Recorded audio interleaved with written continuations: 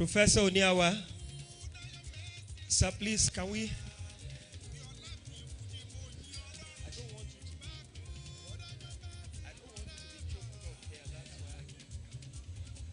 Unless you don't mind.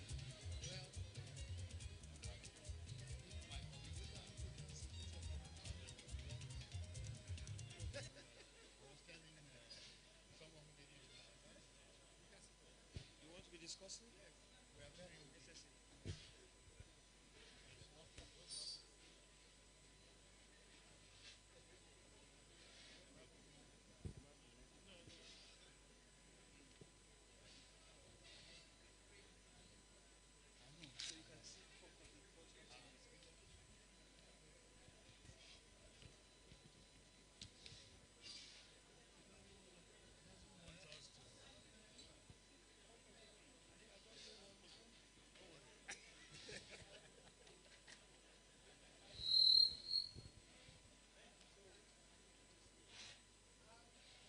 Sir, we'd like you to be seated because this next one is very, very important that we will need your attention to be part of it.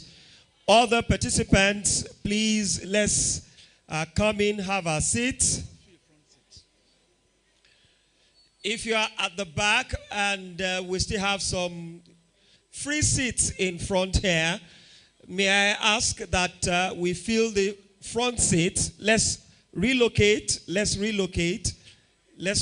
We have some front seats that are empty. That's how God works. God will just relocate us to another comfortable arena. And that's what is happening. Feel free to have your seat. Don't worry, sir. Don't worry. Just sit down. Don't worry. I know you are looking at the tag. That's the next area that God is taking you to. Aha. All right. Thank you very much. Honorable Commissioner, sir, distinguished participants, our rapporteurs and our lecturers, our speakers for today, gentlemen of the press, ladies and gentlemen.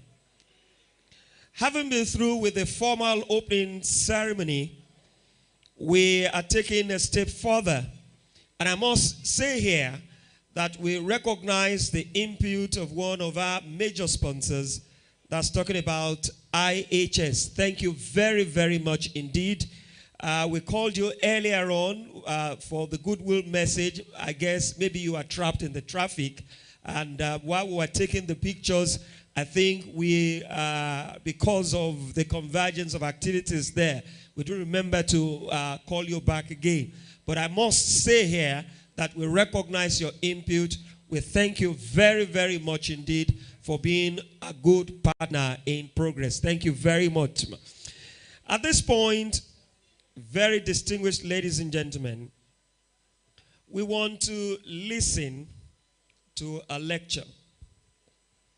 This lecture will be coming from a very, very professional to the core when we talk about environmental sound management of POPs and other chemicals towards achieving circular solution in our dear state, Ogun State. It will be handled by an expert to the core. And at the formal opening ceremony, you had him give just a brief goodwill message.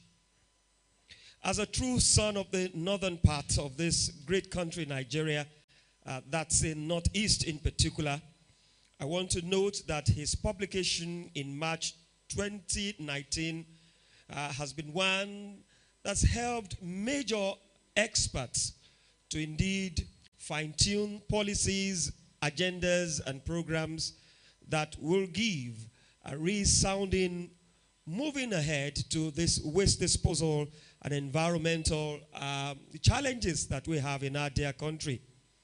By the special grace of God, he is the new Director General of the Nigerian Environmental Standards and Regulatory Agency, NESRA. And I'm talking about Professor Aliyu Jauro, who hails from Gombe State, northeast Nigeria. Distinguished ladies and gentlemen, let's put our hands together as he will take us through this all-important discourse today. Professor Aliyu Jairu.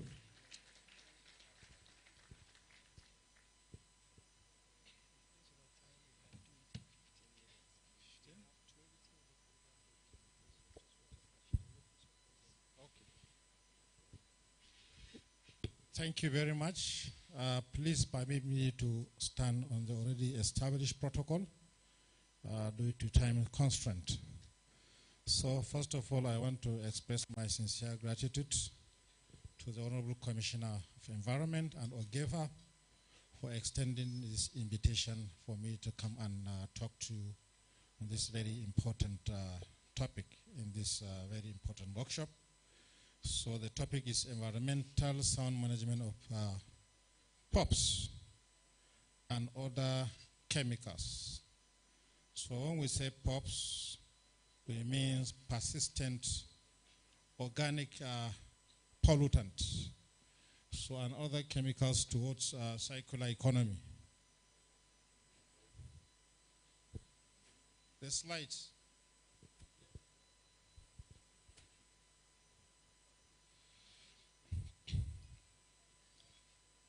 So the presentation outline, I will look at background on chemicals, different classification of chemicals, and we shall look at what are POPs.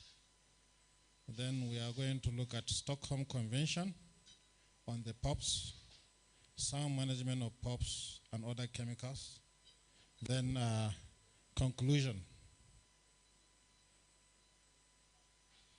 So before I can get the slides on, let me just continue because of time. So we all know that all the items we use, about 95% of them contain chemicals. If you look around in this room, almost all the items you see, the upholstery of the furniture we are sitting on is made of chemicals. Even the clothing we are wearing, the process of making those textiles entails the use of chemicals. Early in the morning, we use a lot of household items, toothpaste, soap for bathing, all of them are made of chemicals. So chemicals has become an indispensable part of our day-to-day life and economic activities. We cannot do without chemicals.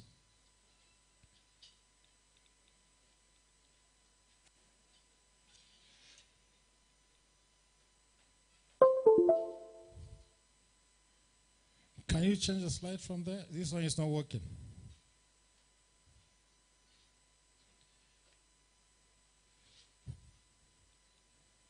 This is the older version. So these chemicals, we produce them and we use them to manufacture a lot of items that we use in our day-to-day lives. Presently, there are over 140,000 different types of chemicals that are used in different kinds of industries, ranging from food industries, pharmaceuticals, and others. So chemicals can be classified into either heavy chemicals, the ones that are used in industries, in the chemical processes, like the caustic soda, sulfuric acid. So these chemicals are even used as an index of development of nations, especially the chemical industry. The more you use these chemicals, the higher your development. We also have fine chemicals that are used as starting materials in the manufacture of some special chemicals like pharmaceuticals and others. We also have specialty chemicals that are ready to use chemicals by end users. Next. Is it working now? So this is another categorization of chemicals. We have industrial chemicals drugs and pharmaceutical, narcotics, agrochemicals, consumer products, explosives, plastics, textiles. We have firefighting chemicals. We have chemicals, munitions, / warfare. Due to lack of time, I will just rush through. And also we classify chemicals based on the hazard. We have flammable solvents, example, acetone, benzene, ethanol, kerosene. We have corrosive chemicals. We have acids and bases. We have reactive chemicals. We have toxic chemicals. And we also have environmentally bioaccumulative chemicals that accumulate in the food chains. Example is the persistent organic pollutants, POP. One of the examples is DDT, that is dichloro diphenyl trichloroethane, one of the chemicals we use in control of mosquitoes. We have the PCBs, that is polychlorinated biphenyls, organochlorine pesticides, and others. So coming to the topic of discussion, we mentioned POPs. So what are these POPs? That is, POPs are persistent organic pollutant. When we say something is persistent for a very long time, intact, assuming you have something that can decompose and degrade into non-harmful components, then you can say you don't have much problem after the release of such chemicals. But POPs remain in the environment for a very long time.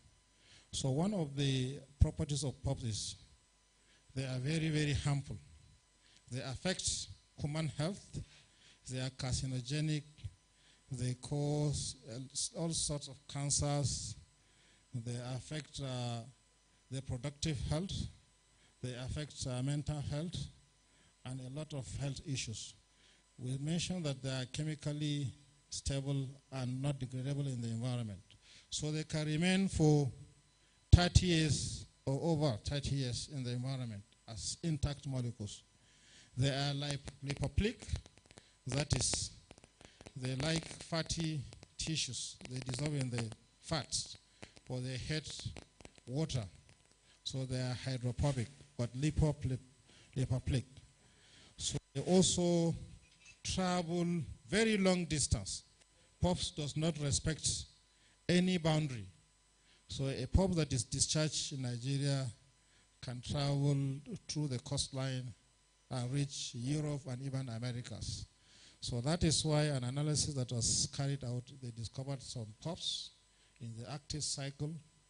And due to the bioaccumulation, you can hardly find any human without some traces of POP. When you take in this POP, a mother can transfer the POP to the fetus. So right from the birth, some children come up with some of these POPs.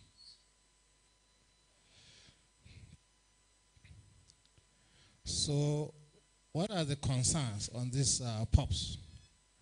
So due to the negative health effect, human and the environment, the United Nations Environment Program negotiated and adopted a legally binding instrument to control and manage POPs. This is what we call the Stockholm Convention. The director of the Basel Center is here. Usually the three treaties are treated together. The COP for the three treaties takes place at the same time: Basel, Stockholm, and Rotterdam. So the aim of this convention is to prevent the human health and the environment from the dangers of this persistent organic pollutant. So the convention was adopted in May 2001 in Stockholm, Sweden, and Nigeria is one of the signatories to this convention. So the scope of this convention covers 3 types of POPs.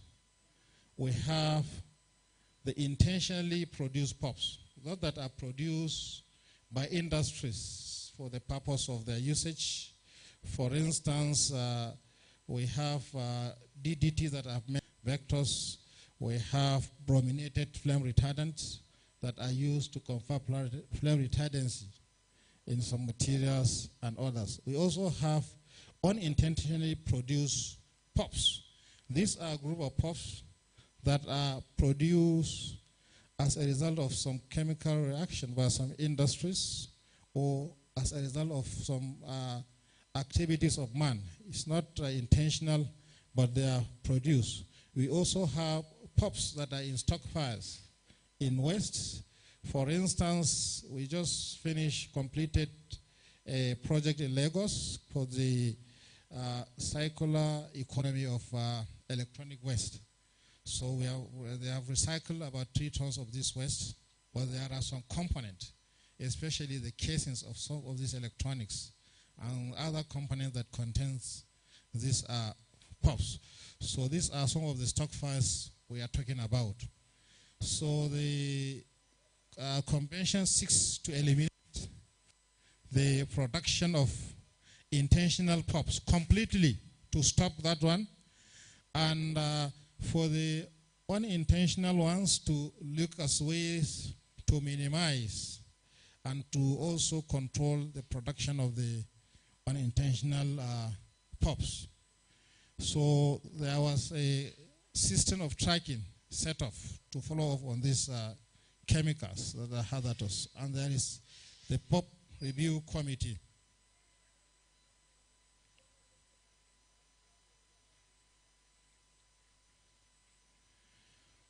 So some of these POPs, for instance, I've mentioned DDT. We know that DDT is very dangerous. It's one of the POPs, but it is allowed for use for some countries for mosquitoes, vector control. And at the same time, countries are encouraged to look for substitution for this DDT and strict control of its use. The convention also seeks to continue to minimize, where feasible, elimination and release unintentional POPs. I've mentioned that. So currently, there are 39 chemicals listed there. We have annexes A, B, C, Annex X, Annex A. All those POPs listed are targeted for elimination. Hence, countries are encouraged to take measures to eliminate the production and use of these chemicals. While Annex B chemicals, those chemicals are restricted for use, and countries are urged to take measures to restrict the production and use of such chemicals. So one of them I mentioned is DDT, and we have Annex C chemicals. Those listed in Annex C are unintentionally produced as byproducts of industrial processes, and parties are urged to take measures to reduce the production of these unintentional POPs. So these are some examples of the 3 categories: Annex A for elimination, Annex B restricted, and Annex C unintentional. So apart from these 3 annexes, we also have other additional 3 annexes. There is Annex D for chemicals that are listed, that are expected to be considered, because it's a long process. We have also Annex E, that's the list of chemicals that are undergoing studies on their toxicity, and we have the other annex for some of the chemicals that are undergoing socio-economic studies to see their impact on the human health and the economy. So the Annex A chemicals that are intentionally produced are active ingredients in the production of pesticides and other industrial chemicals. So we know that in Nigeria we don't produce these chemicals because we are a consumer nation. So we import them. So it is expected that as a nation we should do our best to stop this importation of chemicals, because exposure of such chemicals would lead to a lot of health consequences, as we have mentioned. So, for example, farmers that spray pesticide containing linden on their crops are exposing themselves to the POPs. They inhale some of these chemicals. Likewise, you have what we call pesticide residues. The crops also will go with some of these chemicals. When you buy this, some of this food like beans that have been sprayed with these chemicals, you are going to take in these POPs. They do what we call, they bioaccumulate, find some tissues. Once they reach certain concentration, then they will start giving you health problems.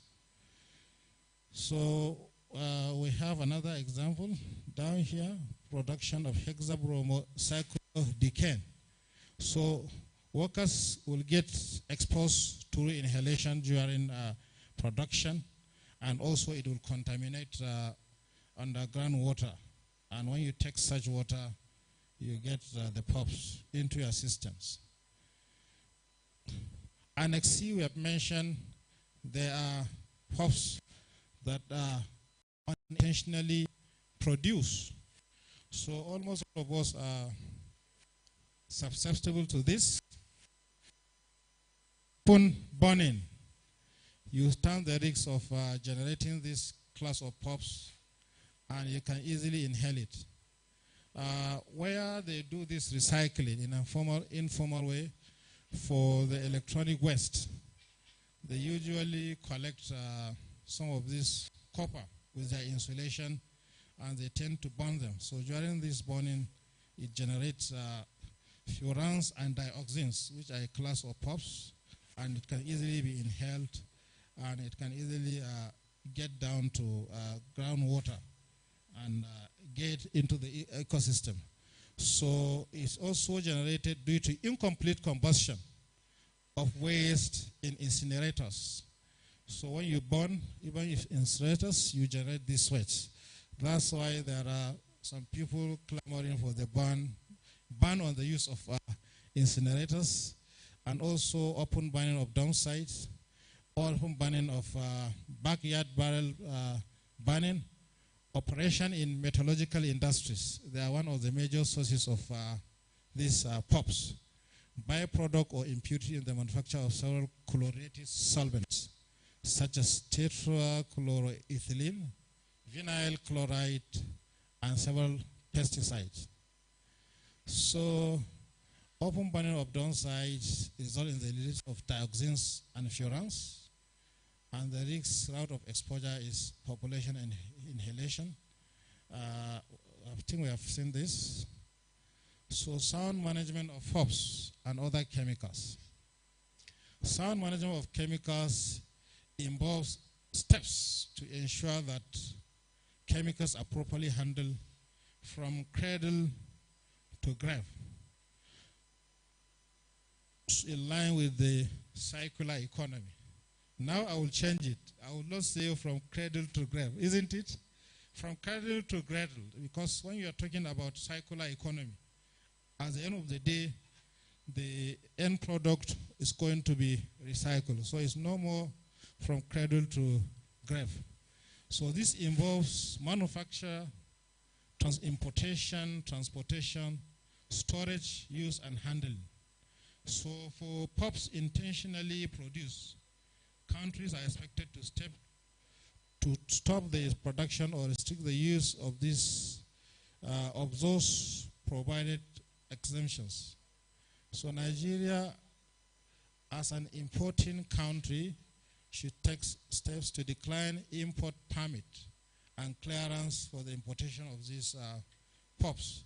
NESTRA is one of the agencies that is saddled with the responsibility of monitoring the importation, transportation, production of hazardous chemicals in Nigeria. So we issue permit. So all of these chemicals come in legally through the borders. We don't issue import permit. So as a step also, there is need for us to eliminate open burning of waste. So open burning is prohibited due to the dangers associated with it. We are also expected to an autoclave that works at high temperature. At high temperature, it is expected that these pups are going to be destroyed. So the only source maybe we can have in Nigeria, I can say, is cement companies, where they have kiln. Even the kiln does not work up to 2,000 degrees centigrade. But I think any temperature above 1,002 should be able to take care of these pups. So stockpiles of waste such as PCP containing transformer oils, which Nigeria does not have the capacity to handle, are expected to be collected and be transported out of Nigeria for treatment. So also there's treatment of chemical industrial wastewater. Whenever you produce wastewater, you should ensure that you take it to the effluent treatment plant and you treat it before it's discharged into the environment, so that in case there are some of these pups, they can be removed. Then all imported chemicals should be accompanied by the safety data sheet. So apart from the Stockholm Convention, we have the Rotterdam Convention that mandates all producers of these chemicals to provide data on the hazard associated with these chemicals for the intending party when you want to import, to know what you are importing. And also, chemicals should be stored in line with standard guidelines. Pesticide spraying should be done strictly based on the guidelines provided as scheduled by Schedule 24 of the National Environmental Regulation of Chemicals and Pesticides. We should also adopt greener technology and undertake research to come up with substitute. We are expected also to take the 3 R's that the Honorable Minister mentioned: reduce, reuse, and recycle strategy, and we should shift to less hazardous suitable alternatives and adopt circular economy. So when we talk about circular economy, it's an economy that does not generate waste. We recycle what we generate. So it seeks to promote the extension of products' lifespan. So here we are talking about chemicals. How do we introduce circular economy in the chemical industry?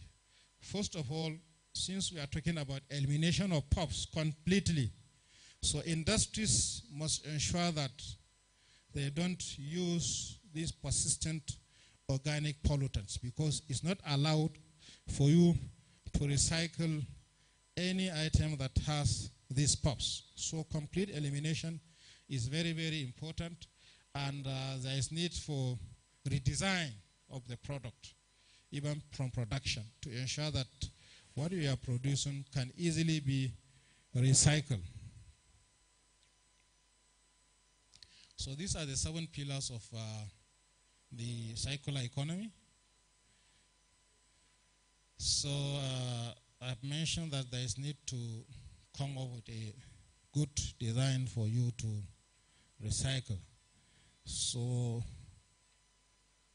you should also develop collaboration with other important stakeholders that have the capacity to give. So what are the legal frameworks that can be used in the management of FOPs?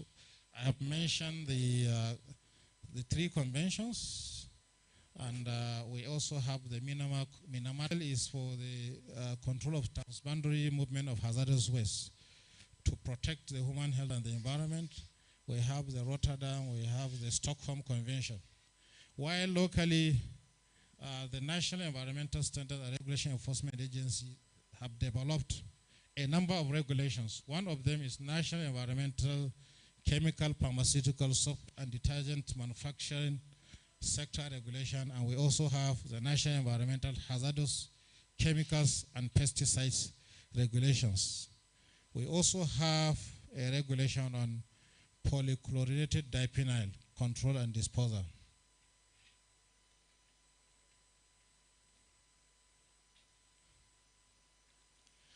So industries are expected to key in and abide by these regulations, ensure sound management of all chemicals, imbibe circular economy. If you have any hazardous chemicals that will not allow you to recycle, you can sit down, research to find a substitute for a greener and more friendlier chemicals to use in your production process. So likewise, when it comes to the destruction of the chemicals, the Basel Convention provided a framework. They provided a framework for you to undertake destruction of POPs in a sound environmental manner. So there's a technical document for you to consult. Unfortunately, in Nigeria presently, we don't have the technology. The only one I can see is cement kiln co-incineration. We have alkali metal reduction, based catalyzed decomposition, their chemical processes. It's a long list. So circular economy is a model of production and consumption which encourages refurbishing, recycling, and others. So what are the challenges of sound chemical management? One of them is inadequate funding. We don't have the requisite funding to build the infrastructure.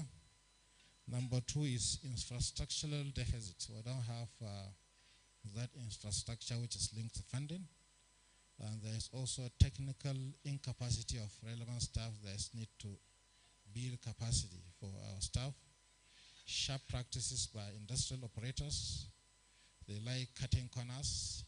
Even if they know this chemical is harmful, some would like to continue because maybe it's cheaper for them to look at other alternatives. And lack of adequate awareness on chemicals by regulated community. So NESRIA is committed to ensure that chemicals are properly managed to protect human health and the environment from the deleterious impacts of chemicals.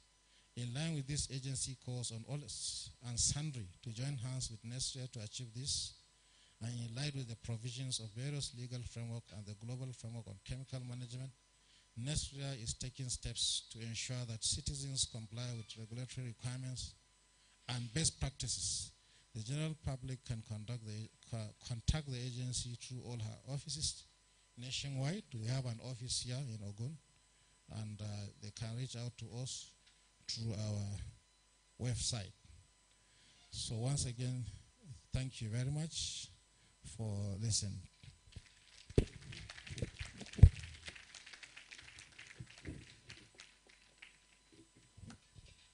Thank you very much, Prof, for doing justice to that discussion and that topic today. Thank you very much. We will just move ahead.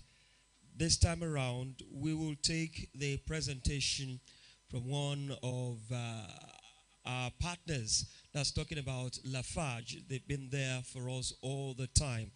And as the head of GeoCircle is stepping forward, that's Daniel Adiduku, I recognize the presence of the Honorable Commissioner for Agriculture in our state who is joining us this afternoon.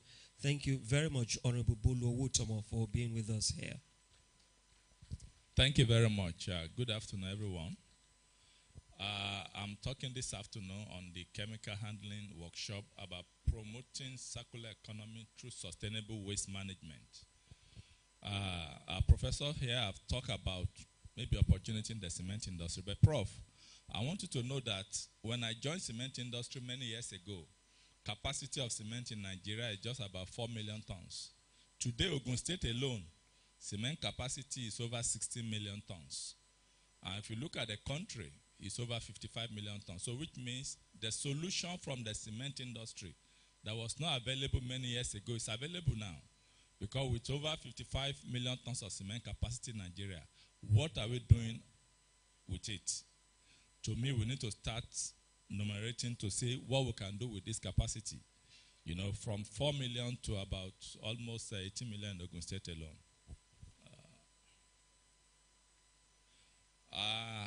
In Lafarge, we, in a way to drive circular economy through a sustainability plan, we created a company called GeoCircle globally that start looking at waste, start looking at, if you want to get to circular, what do we need to do? Start looking at climate change issues, start looking at decarbonization. You know, this was set up to start looking at, it's okay, how do we decarbonize the whole system? And that's why you see the logo is GeoCircle Rethinking Waste. It means when you see waste, what can you do with waste? That will be the major thing. So our sustainable value is based on 4 pillars that we drive. It means climate change, which is the main driver. How do we make sure that the impact of our operation has less activities on the climate? I mean, we don't have any other world to live than this heart. Then we look at circular economy. We also look at nature, you know, the activities, the ecosystem and co. And we also look at people. So sustainability to us is the core of our strategy that look at how can we be more greener and how can we be more smarter. The population is growing. So what we are saying is if we do not tackle the issue of waste today, it means we will need about 2.3 of this our existing planet to survive. So which means we need to do something to manage the thing, to manage the activity. And so what we see is that people today are living in a vulnerable condition due to climate change impact. You know, sometimes we talk about wars, even in our country. What is creating the problem is climate change because either they cannot produce the food they need again because of desertification or flooding caused by crisis everywhere. So it's leading to war because people need to survive. And the solution to this is we need to start looking at how is our action driving sustainability. How are we not destroying the world we are living so that people who are disproportionately affected can come out of this and live a better life. We need to drive to make sure that people are not vulnerable within our society. We need to start looking at different things to different world. And so to me, the uptake of this is what can cement industry do, like the prof says. It means we need to decarbonize our system.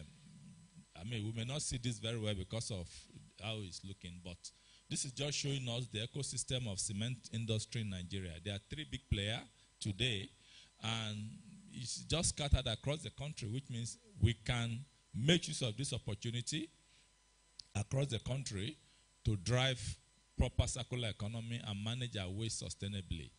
I mean, one thing I will tell you is in Lafarge, many years ago, we think only about fossil fuel. Last year, just in Ogun State sector alone, 28% of the energy we consume used is from waste. When I mean waste, part of it is municipal waste, part is from industry, and part from other agricultural setup. So, and what does that do to us? It means we start reducing our carbon footprint. Reducing our carbon footprint, what does it do? It drives our yen for managing waste within sustainably, you know. And I think one of the things that allowed this to happen properly for industry, like when Prof was talking, he was talking about lack of infrastructure, capacity funding. You know, what does other countries do that make it to happen? There's carbon price today, and also then there's a carbon demand for products with an eco label. It means you are ready to pay premium for that. And there's also a carbon capture. I mean, cement industry today talk about net zero by 2060. That net zero means after you've removed all you can remove with all the technology you have now, you need to physically capture the carbon to convert to other things. And then you start looking at the energy. How do we substitute the fossil fuel today that we have? I mean, everything I can see here, after many years now, we'll dump it to a dump site. And what happens to it? It will stay there, will not decay. But this thing can be turned to fuel. I'm sure if you put fire in any of these dresses here, they are going to burn. It's okay. It may not be controlled atmosphere because it will not get to the temperature we need. But if you put it under control atmosphere, this same cloth here will give you the temperature you need within the whole system. So decarbonization to us leads us to what we call circular economy. Because if I'm decarbonizing the cement industry, it's driving me towards circular economy. And to us, what is circular economy? The technology we use in cement industry that can I co-process waste with my cement operation. To run cement kiln today, you need to generate over 1,450 degrees to produce cement that we are sitting on now. The concrete we are sitting on takes a temperature of 1,450 degrees. But the gas temperature, effluent, is about 2,000 degrees. So, Prof, why the real temperature is not, we don't need 2,000 tons to produce cement, but the gas temperature from the effluent get to 2,000 degrees. That's the beauty of cement industry. So we co-process. And what we are saying is, if you look at the waste management hierarchy, I mean, whatever you can minimize, minimize. Whatever you can recycle, reuse, reprocess, do. But whatever you cannot, like maybe some of these chemicals we talk about, you can co-process in cement industry. That's the advantage of it. So if you look at it, when we see this kind of picture, it's a waste problem we talk about. But to us in cement industry, to be candid, is a resource. So which means there need to be proper legislation and enablement, better APR to be able to drive all this system. Today, we are no more just talking about maybe waste to energy. We start looking at, can I construct houses? Can I put in things you demolish back into cement, back into concrete so that we can reuse? Because there's no point to build a house and demolish it and take it to a dump site. We need to start rethinking all that today. And that's the opportunity cement industry is driving. And so the priority for us is to continuously reduce our own impact on the society, on the environment, and also to support other industry to be able to do this. Why we may not see this properly because the way it shows, but what I'm trying to show here is that with the current capacity of cement industry in Nigeria, out of the 32 million tons of waste we are generating, if you take away the recyclable, the unrecyclable part, if cement industry can replace just about 20% of their energy need alone, you will take about 7 million tons out straight. So if we replace about 50%, it's just a proportional. So you need to start looking at, and I told you last year in Ogun State, our factory here, we did about 28%. This year we are going for 40%. So which means the more we've gone for, the more waste we are reusing. The more we are becoming more circular within that space. So cement industry, aside from the opportunity to manage waste in our own country here, if we move to this, it means we can also free gas for other use. That's the advantage, that we can do that. Waste dump will become more manageable. Today, we have some activity in 2 dump sites in Ogun State where we are picking some plastics to be able to use, within our own energy needs. So, what is co-processing generally in cement industry? I mean, this is a typical how cement plant looks like. A tube with a flame and your cyclone where your raw material and your energy meet. So, the advantage is when you co-process waste, I mean, let me say this. Cement is not food, so it's not what we eat. So whether your eat is contaminated or not, it does not matter here. The only thing that matters is that the constituents need to fit into your raw material so that you can make use of it. So co-processing is definitely based on industrial ecology, on Basel Convention, on how to use waste as either raw material or energy source in the cement industry. It allows us to manage waste efficiently, and this I can tell you. I mean, there are some industry that I know here that have decided never to take waste to dump site because they are driving sustainability, and we support such industry here. So, but the major thing in waste co-processing is that the waste must be properly processed, because I'm producing cement, I'm not producing waste, to make sure that it does not create unnecessary conflict within the quality of my product. So that's a major thing. That's a major infrastructure that needs to be driven in this country, to get waste to a uniform form, to be able to do that. What is the advantage of this co-processing I'm talking about? Because we talk about it and sometimes the fear is, are you also not polluting? No. The thing is, because it's at a high temperature and you have enough resident time within the process from entrance to outlet to co-process and to run the whole system. Cement kiln, like I said, you cannot produce clinker until you have a temperature of 1,450 degrees. The process is also self-cleaning, because cement plant uses limestone. Limestone is an alkaline solution, so which means you are operating an alkaline environment. It acts as a scrubber. And that's why when you get to cement industry, you never see a scrubber. What you see is electrostatic precipitator or a back filter to trap the dust, but not the chemical thing, because the kiln atmosphere itself is a scrubber that will remove both the organic and the mineral components. It's also an high efficiency. It has a high efficiency, and you can recover everything, because I do not leave a residue. The harsh content will submerge itself into the cement chemical and then bind it together. That's the beauty. And then you reduce your global emission. And the advantage is cement industry is a local plant. It means you do not need an investment to build the cement plant to treat waste. No. Cement plant is existing. You only need an investment on the waste part to be able to move them together. So there are different categories of waste that cement industry can support. Municipal waste, waste from industry, a lot of captain of industry are here, can support. And like I said, we are supporting a lot of industry today. Agricultural waste, you can support. We can look at alternative raw material. I'm talking about demolition waste now. I mean, that's the next thing, to say that, look, today people will demolish waste and take it to a bad road. The next rainfall that fall, what happened? Wash it to the next drainage. So which means it's not the solution. We're only blocking our drainage.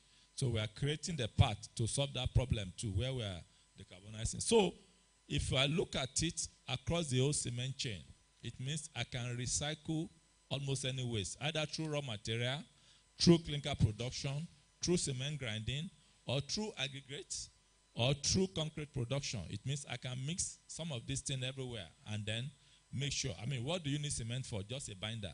As long as you have that binding property, the opportunity is there, yeah. Just to round up, for industry, the major thing is, it means you can have any type of waste. What is most important is that can I prepare to a uniform form that can fit into my kiln. So which means we are not worried about the form of the waste. The most important thing is that there's infrastructure to manage this. And this is the way we can manage waste sustainably with the cement industry. Thank you very much. Thank you very much. We're very grateful.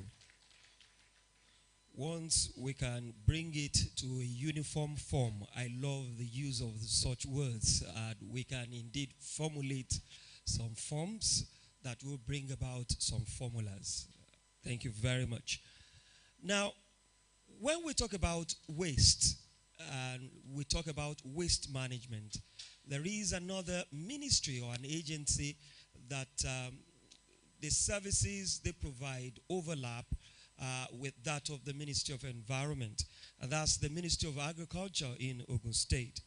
Like I introduced earlier on, we have the Honorable Commissioner joining us in this workshop.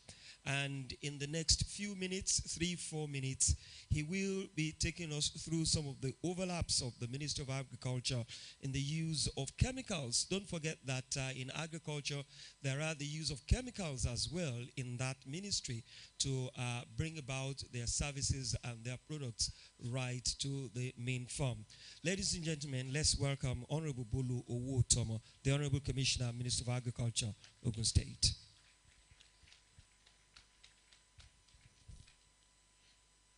The Honorable Commissioner for Environment, Ogun State, my brother, Mr. Oresanya, invited guests, ladies and gentlemen, permit me to stay on already well-established protocol. I didn't prepare for this presentation. I just came to give support to the Ministry of Environment. However, I'll be able to talk a little bit about how agriculture influences our topic of discussion for today. Agriculture is the world's largest industry, and it employs over 1 billion people worldwide.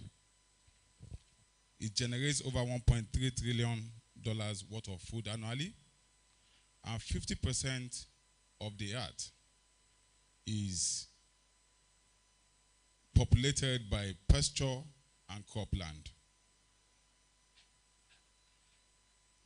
Agriculture is the leading source of pollution in many countries. Pesticides, fertilizers, and other toxic farm chemicals can poison freshwater, marine ecosystem, air and soil. They can also remain in the environment for generations. Many pesticides are suspected of disrupting the hormonal system of people and wildlife. Fertilizer runoff impacts waterways and coral reefs. When agricultural operations are sustainably managed, they can preserve and restore critical habitats, help protect watersheds, and improve soil health and water quality. But unsustainable practices have serious impact on people and the environment. In the Ogun State Ministry of Agric, we ensure that our farmers are up to date when it comes to the environment. We carry out periodic training to ensure that herbicide, fertilizers, and other chemicals used in farming are properly used at the right time and at the right quantity and in a sustainable manner. The need for sustainable resource management is increasingly urgent, so we will not take anything to chance. We will continue to carry our farmers along on sustainable practices, and we will also ensure that we partner with the Ministry of Environment for adequate evacuation of agricultural waste. Once again, I welcome everybody to this auspicious event, and I wish us a wonderful deliberation. Thank you.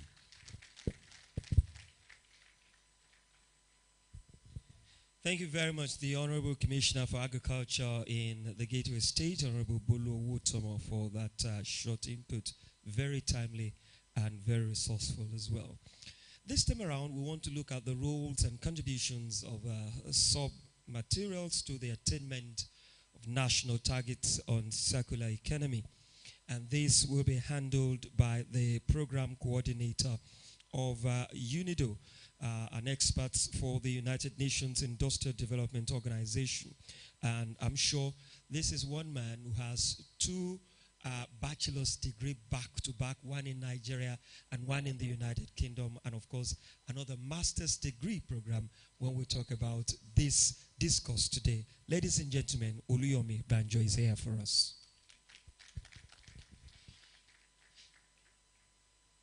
Thank you very much, and good morning once again.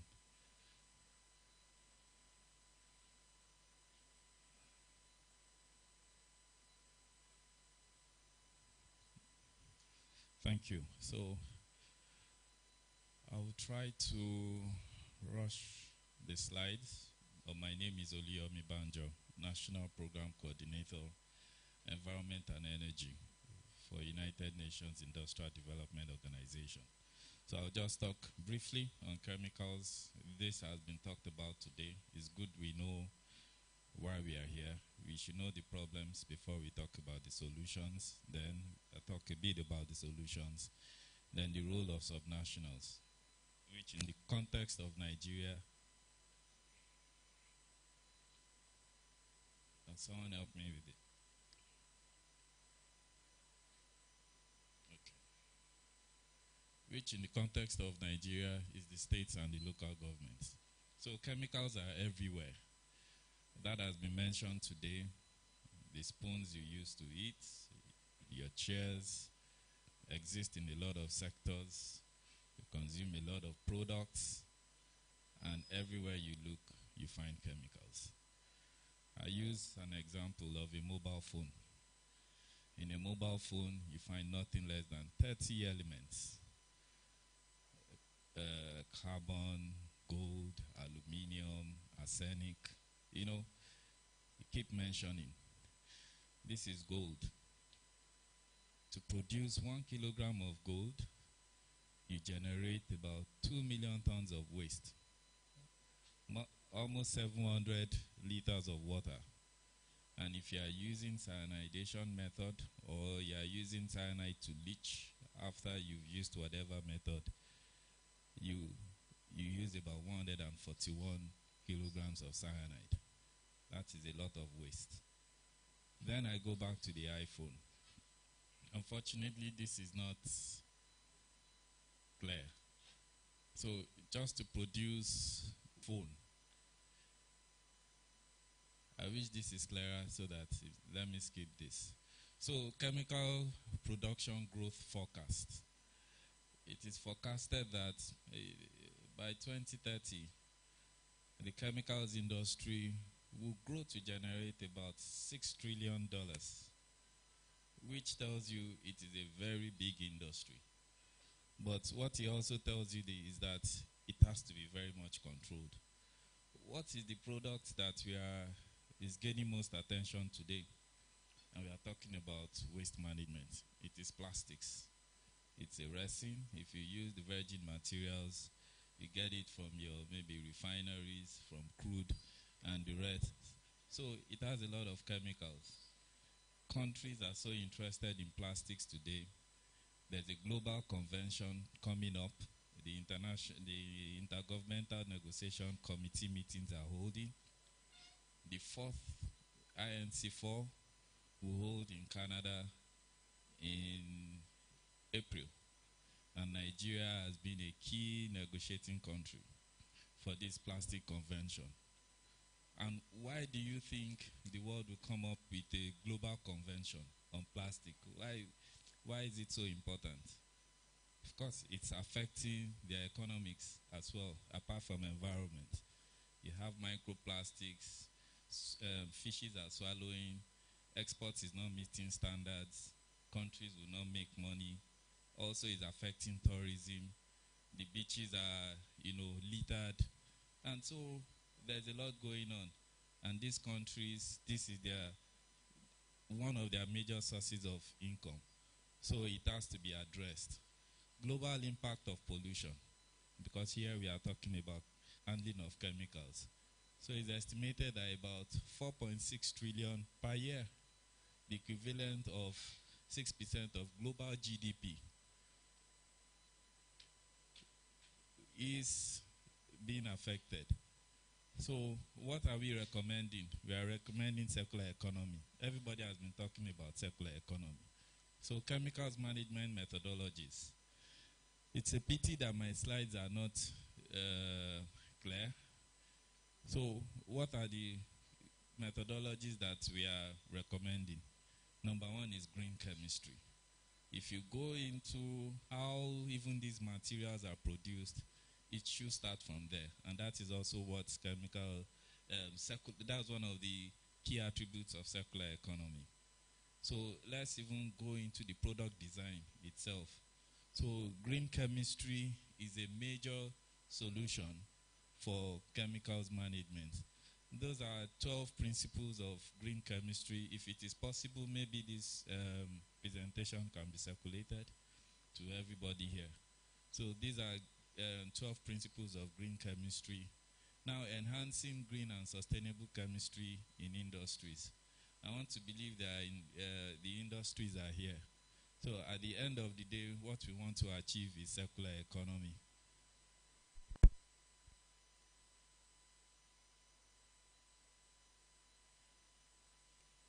Okay. Thank you. So this is some of the global green chemistry that UNIDO is implementing around the world. But we don't have any in Nigeria. So we see South Africa, Serbia, and a few others. So maybe we'll consider having one in Nigeria. Then another methodology is resource efficiency and cleaner production. So what is resource efficiency? What is cleaner production? So resource efficiency, how do we use our materials, our raw materials, water, chemicals, energy in a sustainable manner.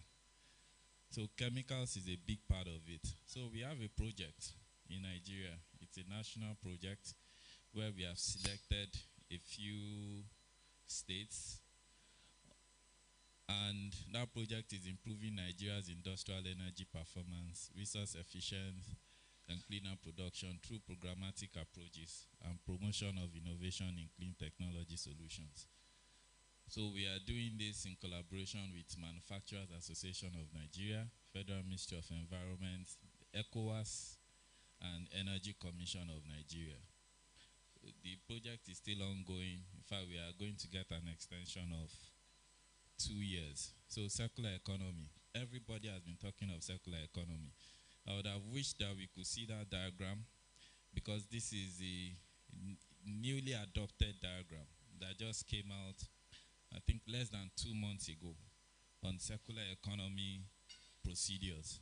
So if you have an opportunity to get this, and for you to know, circular economy is actually industrial economy, because it does not only solve environmental problems, but it also solves economic problems.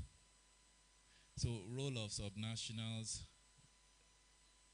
which have divided into states and local government. So as Nigeria is concerned, what we understand is that we have the federal, we have the states, and we have the local governments. So the line of power is from federal to states, from states to the local government. So how do we, Ogun State is a peculiar state, especially when it comes to industries. More than 70% of industries in Nigeria, they are concentrated between Ogun and Lagos State, but majorly in Ogun State.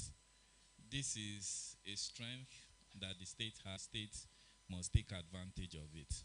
So sector activities in the state is quite wide. We have a lot of sector industries in Ogun State. But how is the state government capitalizing on this? I go to supply chain. Ogun State has close proximity to Lagos. Lagos is considered as the commercial nerve center of Nigeria. I don't know why we don't call Ogun State Industrial Nerve Center, but we say Lagos is the commercial nerve center. So that proximity, it's a big advantage for Ogun State. And Ogun State is also in between Lagos and its supply chain to the north, to the central and northern part of the country. The state should take advantage of this. It's a state that also shares border. So it shares border with 4 states and also the Republic of Benin. What I believe is that if the state has not done this, you can form a small committee and see how you can take advantage of this proximity, of this supply chain advantage that you have. Economic. There are industrial parks. In fact, there was a time we were going to have a project to support industrial parks. So we started an assessment to see how many industrial parks we have in Nigeria. And unfortunately, we don't have many industrial parks. We just have cluster areas. But industrial parks, you have common facilities that will help the industries. We don't have this. If any state should have that in Nigeria, it should be Ogun State. This eco-industrial park should start from Ogun State. And if the state is willing to have this, we can work with the state to achieve this. Innovation, capacity development hubs, and centers. Recently, the Minister of Industry, Trade, and Investment reached out to us that, okay, UNIDO, we would like you to work with us to set up innovation centers across the country. With a state that has so many industries in it, there should be innovation centers in these states. Because those either the industries themselves are setting up these innovation centers, or the government is working with with the industries to set up the innovation centers. So, what are some of the roles that we would expect the state? I am talking from an angle that I'm from the United Nations. So these are advices and these are recommendations. So one is the knowledge of all relevant federal policies, regulations, legislations, guidelines, and action plans. So our observations most times is that many states, they don't even know what is happening in the federal. And the truth is that when you leave the shores of this country and you are talking, nobody knows Ogun State. Nobody knows Lagos State. Nobody knows Nasarawa State. What you say is that I am talking on behalf of Nigeria. Even if you mention that I'm from Ogun State, Lagos, you will say Lagos State of Nigeria, Ogun State of Nigeria. So there has to be some sort of uniformity, but which can now have a level of adaptation to what is happening in the states. So as Ogun State, there is no ignorance. You must have a good knowledge of what is happening at the federal level. Two is knowledge of relevant federal level institutional frameworks, relevant ministries, departments, agencies, and specialized projects. So we see that the way Nigeria is structured, there's a lot happening in the states, but it's controlled by the federal government. So you must know who is doing what at the federal government. There are quite a number of times when things happen, the states approach us and we say, you are supposed to consult so ministry, department, or agency at the federal level because they have the mandate to do this and they're directly doing this. But they don't even, some of them don't even know. I don't know, maybe they are just telling us that, or maybe they don't know. So what some states are doing now is to set up a desk within the government. There are state governments that it's a desk, liaison desk with the federal government. Then also knowledge of relevant international conventions, treaties, and protocols Nigeria has signed into. The DJ of Nezra mentioned some of these conventions. Minamata Convention on Mercury, Basel Convention on Transboundary Movement of Hazardous Waste, Stockholm on Persistent Organic Pollutants, Rotterdam, and we keep mentioning the new ones coming up, plastic. At the state level, we must know these conventions. Many of even legal and legislative frameworks that are developed even at the federal level, a lot of them get their derivation from these conventions. Because Nigeria is already signed into it, Nigeria has an obligation under those conventions. So Nigeria's legal framework has to align with those frameworks. So the state has to have a knowledge of this. Then get involved in the development of national level policies, regulatory framework. So when policies are being developed, regulations are being developed, legislations at the federal level, as a state, you must participate. Federal is for everybody. So as a state, you must participate. We get a lot of comments, oh, this regulation is out, we don't know anything about it. So even if invitation is not extended to you, invite yourself and ask them. Go there. DG Nezra is sitting down here. If you hear that Nezra is developing a regulation, now there's a regulation on plastics that is coming up. Call the DG. Go to the office. I'm sure there is probably a liaison office here. Talk to them. You must know what is happening.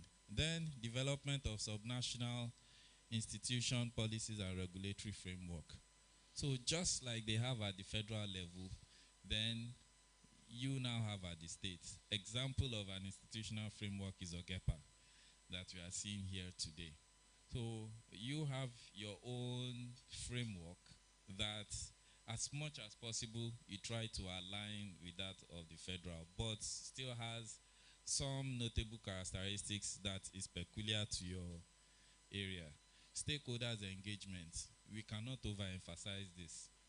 As a state, you cannot do it all alone. You need to work with stakeholders. You need to work with your neighboring states. I'm happy to see the GM of LASEPA here.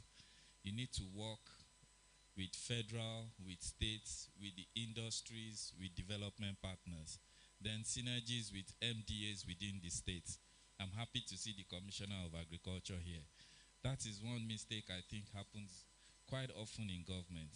A ministry wants to do everything, but there are areas that are overlap. You cannot, if you want to score 100 over 100, you must involve other people. But if you want to stay at 50 over 100, then it's okay. You can do it all alone. So I already see Mr. here. I have 2 minutes. So UNIDO is a United Nations specialized agency with a mandate to promote industrialization in developing economies and economies in transition.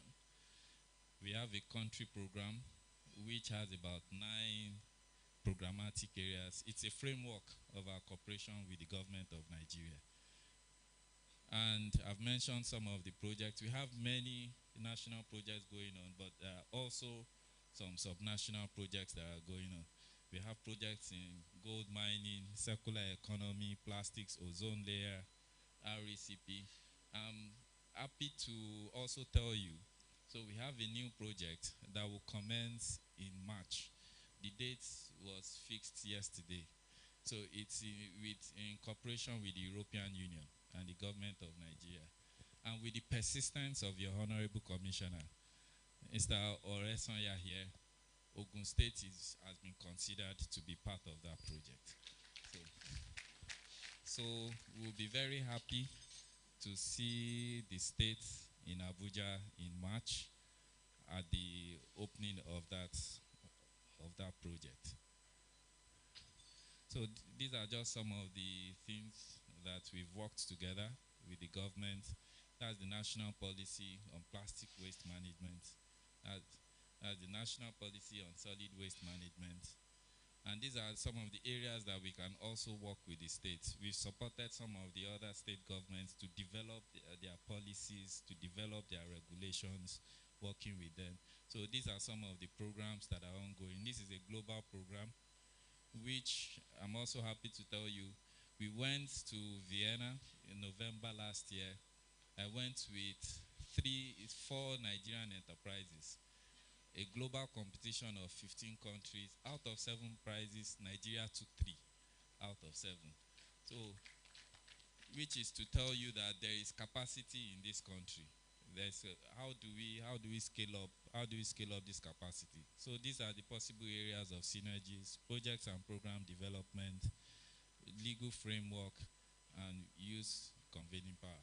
Just one last slide. I wish this was clear. I wanted to use this as a case study to show you how, as industries and governments, circular economy, resource efficiency can make economic sense to you. Unfortunately, this is not clear. If this was clear, I would have walked you through how the process, one, helps you to save a lot on your materials, your water, your energy, and everything. And at the end of the day, how you make money from it. Many countries have done it, and the industries are saving a lot of money, not only saving, but making a lot of money by practicing circular economy. Thank you very much. Thank you very much for taking us through that segment. We really enjoyed it and well informed for that matter as well. We move on straight to the second lecture for the day. Like I said, we are far way behind time, but we will appreciate if our lecturer initially on the program, this is to last us for 25 minutes, but we appeal that our lecturer can abridge it in 20 minutes. I'm sure he will be able to do that because he's a man that studied at the Premier University and by the special grace of God, now a professor. He is the executive director BCCC Africa, and by the special grace of God, currently coordinates the Analytical and Environmental Chemistry Unit of the department that's talking about the University of Ibadan. Distinguished ladies and gentlemen, our hands together to take us through the urgency of circular solution in hazardous waste management, Professor Onyeawa, Executive Director, BCCC Africa. A round of applause for him.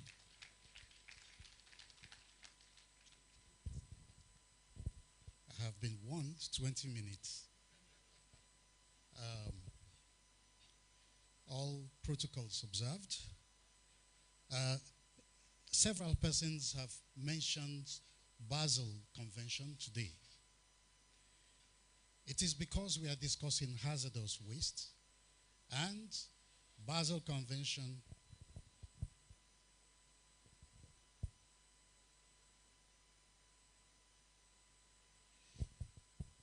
you cannot talk about hazardous waste globally without mentioning the Basel Convention. Let's see if this, okay.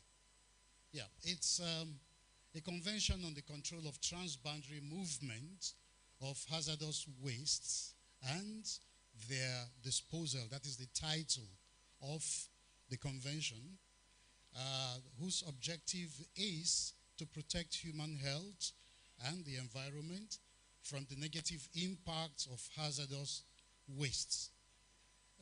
I would, in trying to be fast, have to leave off quite a few things. I usually would have started my presentation by giving you a small exercise to define or tell me what waste is. But unfortunately, that time is not there. But it's important. Most people will think that Basel Convention only deals with transboundary movement of hazardous waste.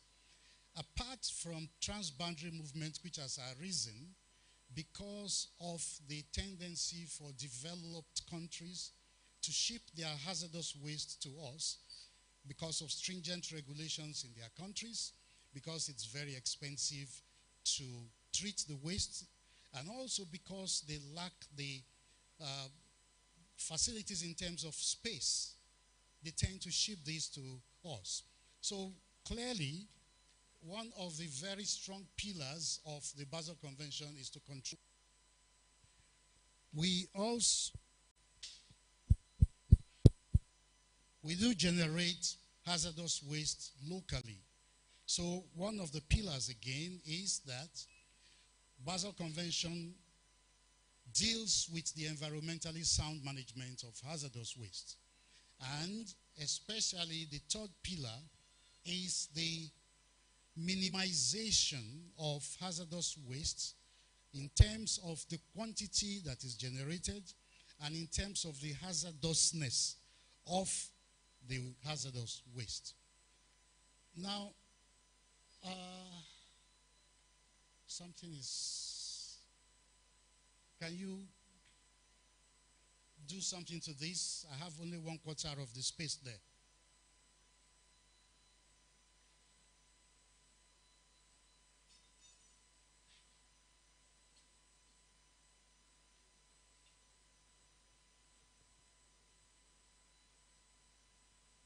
Who is controlling this?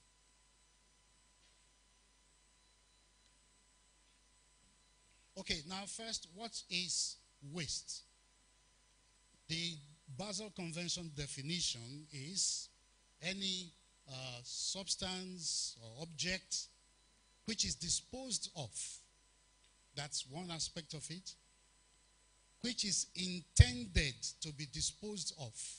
And the third is this, which should be disposed of or is expected to be disposed of by virtue of national regulations. So it is a waste, an item that you dispose of, that you intend to dispose of, or which you are required to dispose of. Now, we are discussing hazardous waste. It is not every waste that is hazardous, but the truth is that most wastes actually are hazardous. If you were to go to Google hazardous waste, it will tell you that there are wastes that are ignitable, that are corrosive, that are reactive, and that are toxic. The Basel Convention goes further, actually, to define hazardous waste by listing quite a lot of characteristics of hazardous waste other than the ones that have been listed. Okay, I will show those later, but the list of hazardous waste is given in the text of the Basel Convention. I will come to that. But the characteristics in the Basel Convention text, you see, is much more explosive. Most of us have been talking about the Ibadan incident, but now you have infectious there, ecotoxic there, and oxidizing properties, and the tendency to emit flames when in contact with water. So these characteristics are constantly being reviewed, and it is possible that there may be other properties of waste that may make them being added to this list. What I have here is what is called the Annex 1 in the Basel Convention text. It is in two categories. It lists the processes and industries that produce hazardous waste. And the second part of it indicates certain chemical substances which, if they are present in waste, will make them become hazardous waste. I will just, so you will find that in the slides. Sorry.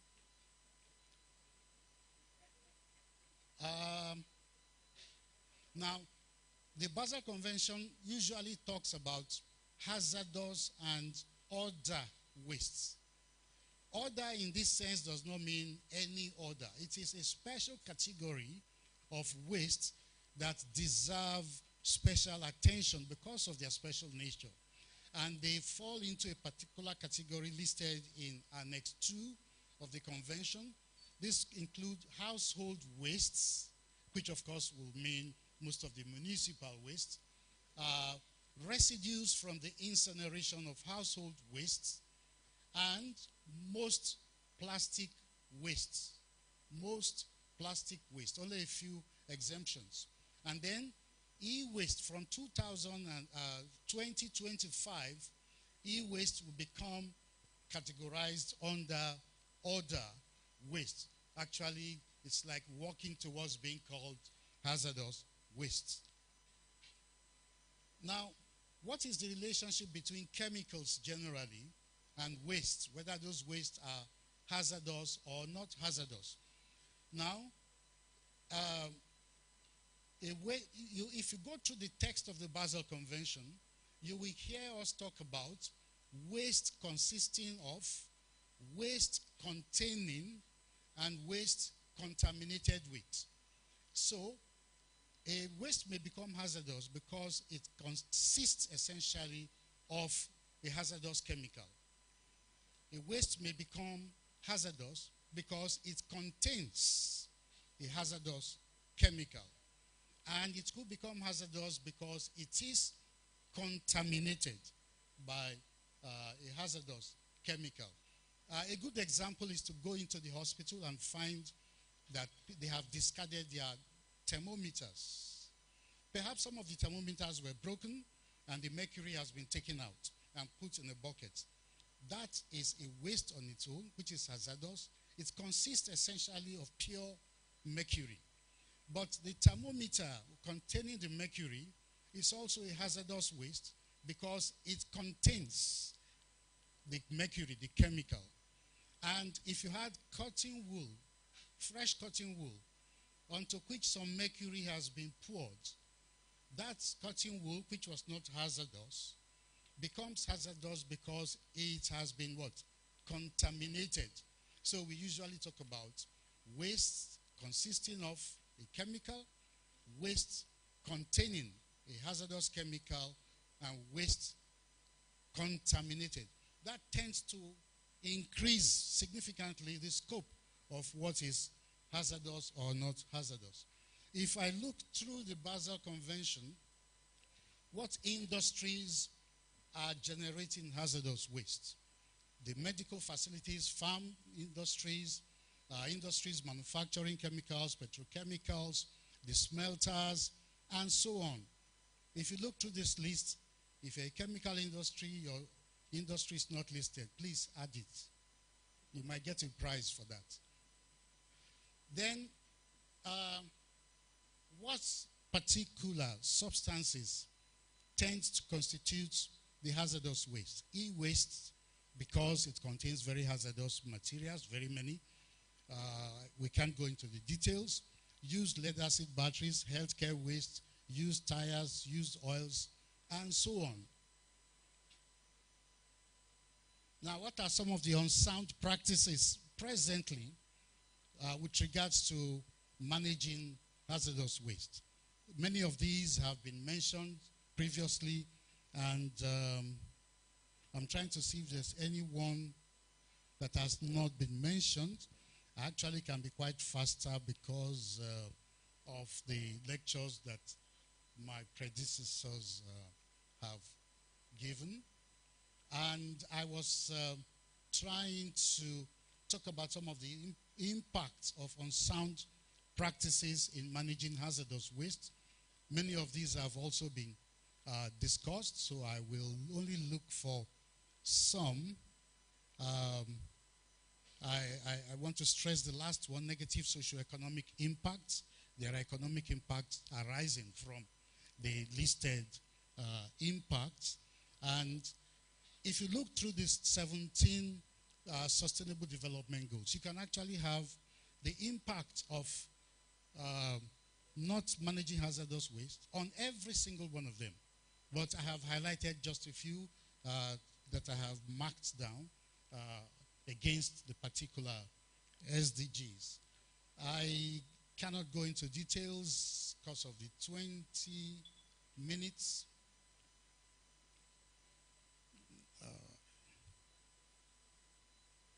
Now, what are the concepts in managing hazardous waste in, let me put, a good way? We used to talk about integrated solid waste management. I hardly hear that expression anymore. But it was the first concept that we were all very proud about that started speaking about reducing waste, reusing waste, recycling, and disposing. Disposing gradually became a big problem, and we shifted gradually to environmentally sound management of hazardous waste. This is one area in which the Basel Convention is very specialized in. Environmentally sound management, which is a term you will keep hearing us use, is doing everything practically possible to ensure that human health and the environment are not negatively impacted in the course of managing waste, whether hazardous or not hazardous.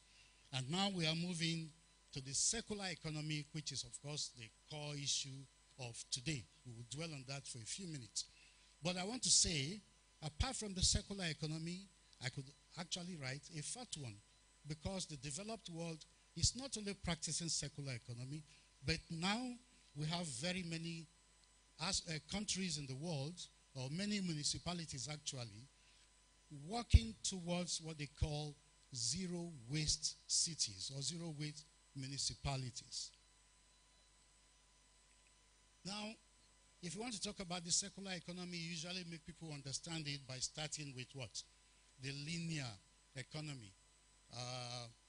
I think most of us understand the linear economy, and because essentially it's a cradle to grave management system as compared to the now very popular circular economy, through by which you put in little resources because you have deliberately minimized the consumption of resources. And then you have a loop almost closed, almost like a world without end, with an allowance for very minimal wastes. So there's still some waste. It still allows that some waste might still be generated. Essentially, you minimize this significantly by what you do within the big circle with materials and resources and energy and water and so on. Okay? So that you can derive the maximum possible benefit for the physical environment, for human health, for the ecosystem, wildlife, and so on. There's a big statement here. It talks about,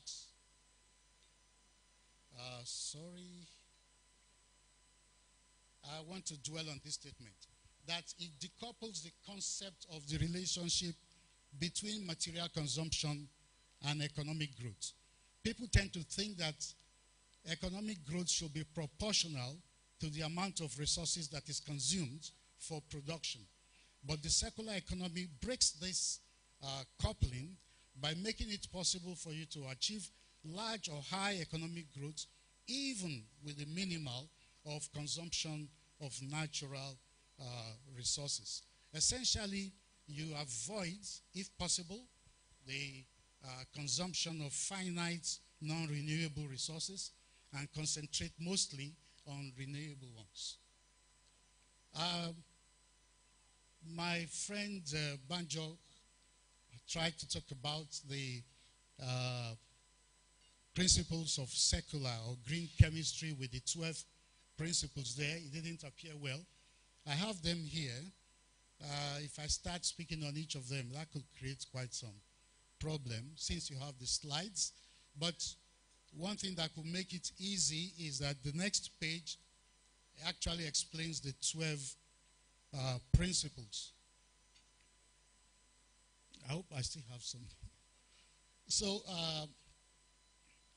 you maximize atom circulation by ensuring that the materials remain within the loop. I'll just look at some of them. No out of plant toxicity. Number 6 there is to ensure that whatever you do does not lead to contamination or sending toxic materials outside of the manufacturing system.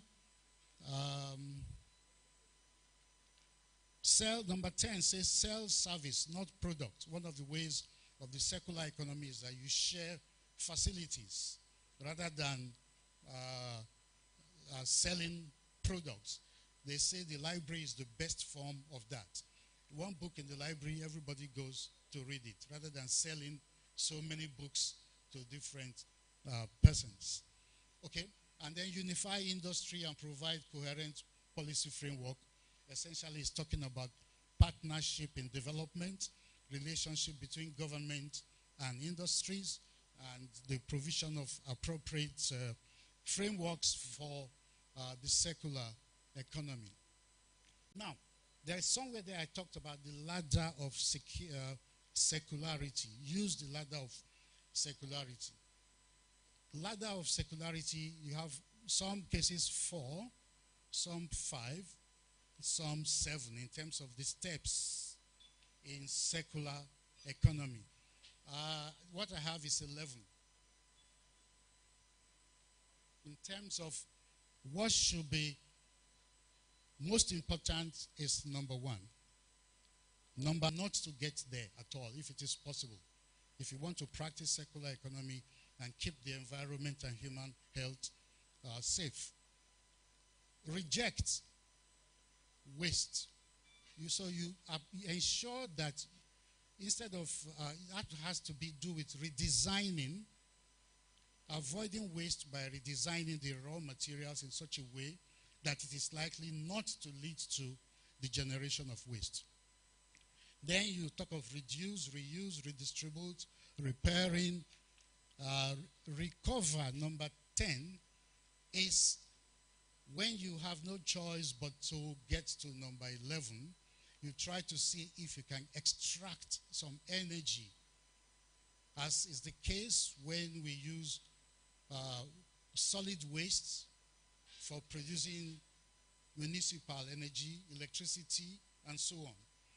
And then the final disposal, which needs to be avoided as much as possible, is number 11, the return step. This is 11 R's, and it's known as the ladder of circularity. Now that's the ladder. What I've done next is to break it into two and have explanations by the side. Challenges in transforming to circular economy. In fact, when the minister was giving that information, I thought he was reading from my script. It's almost completely dealt with. But the first important part is this. The industries alone cannot establish circular economy. And the government alone cannot. It must involve the industries, government, individuals. It's a system thinking. You have to clear your head of the knowledge or you already have about managing waste and rethink it using the principles that we have enunciated in the circular economy steps.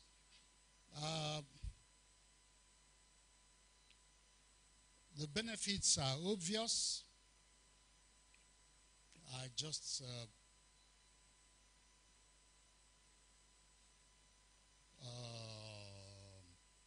almost like, since we've talked about some of the negative impacts, the opposites will be, of course, the benefits.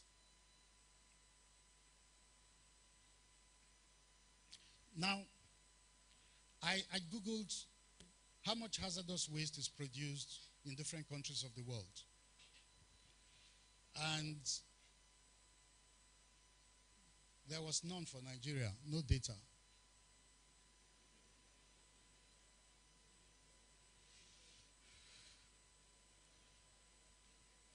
And somewhere in this middle there, Niger has some data. Why? Because we do not produce data. The industries don't produce the data. The government is not sufficiently enforcing the need for what? Data. You cannot practice circular economy unless you acquire a lot of what? Data. So I'm encouraging industries to cooperate with the enforcement agencies to ensure that we have a lot of data on waste, whether hazardous or not hazardous. This should include the nature and special characteristics of the waste, the quantity of the products of the waste, of what is recycled, in-house pollution prevention measures, transportation data, waste disposal site data, and so on. Usually, there's a lot of requirements. I think the provisions are there in terms of regulations. It's just that there is not much enforcement. Sometimes the enforcement is not because the government does not have the capacity to enforce drastically. But there's also the general principle that you have to cooperate and support growing industries. You don't shut them down anyhow.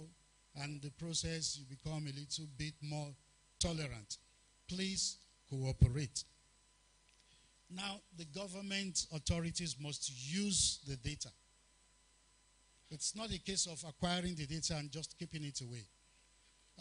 This data should be used for policy formulation, for enacting regulations and guidelines, for providing, provision, planning, for budgeting, for waste management, supporting enforcement, providing incentives for the industries, and so on. And then I had talked before about zero waste cities. We are struggling to establish the circular economy. Several countries, several municipalities in Europe, in Asia, a few in Latin America have signed on, in America very many, have signed on are working ceaselessly now with target dates to achieve what? Zero waste. What will a zero waste city be? The zero waste cities or municipalities have as their goal to manage production and use in such a way that they do not produce any wastes that are burnt or that are dumped on land, in air, or in what? Water. Essentially, there will be no waste at all.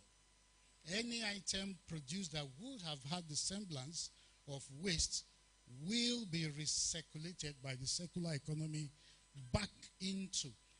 I think it's a dream, personally, even though I know some of them are getting very close to it, that there will be what? No waste. That should be our ultimate goal.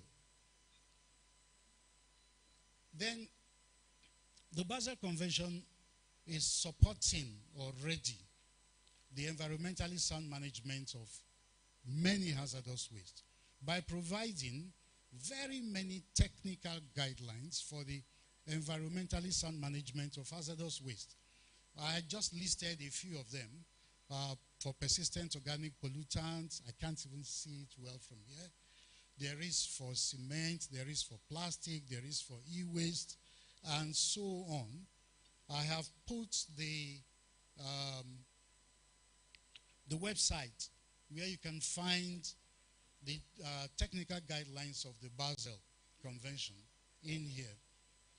Then I think thank God my gentleman hasn't come here and I'm almost winding up. What do we do at the Basel Convention Coordinating Center? Essentially, the mandate of, there are 14 regional centers of the Basel Convention around the world, mandated to support countries that are parties to the convention with capacity building to enable them meet their obligations to the convention. The very first of the regional centers was established in Nigeria. And I'm very proud to say that amongst us today is the very first executive director of the Basel Convention Coordinating Center for the African region, in the person of Professor Oladile Oshibanjo.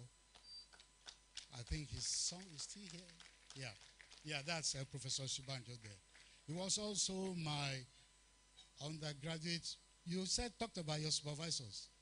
He was my undergraduate project supervisor in 1977.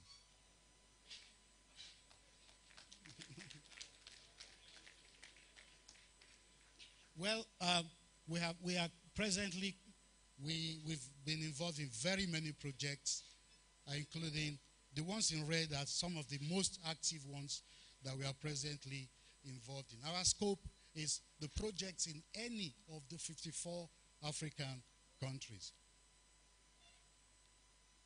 Thank you very much.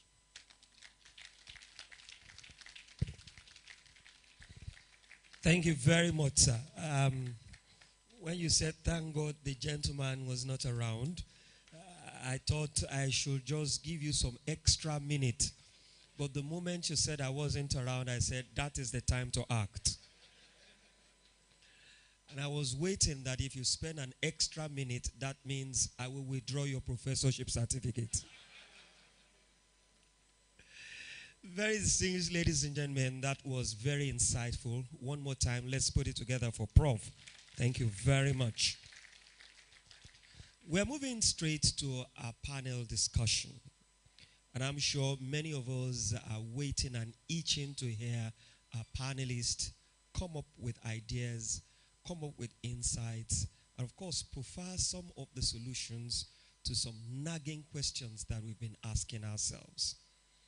To bring our panelist on board is our moderator.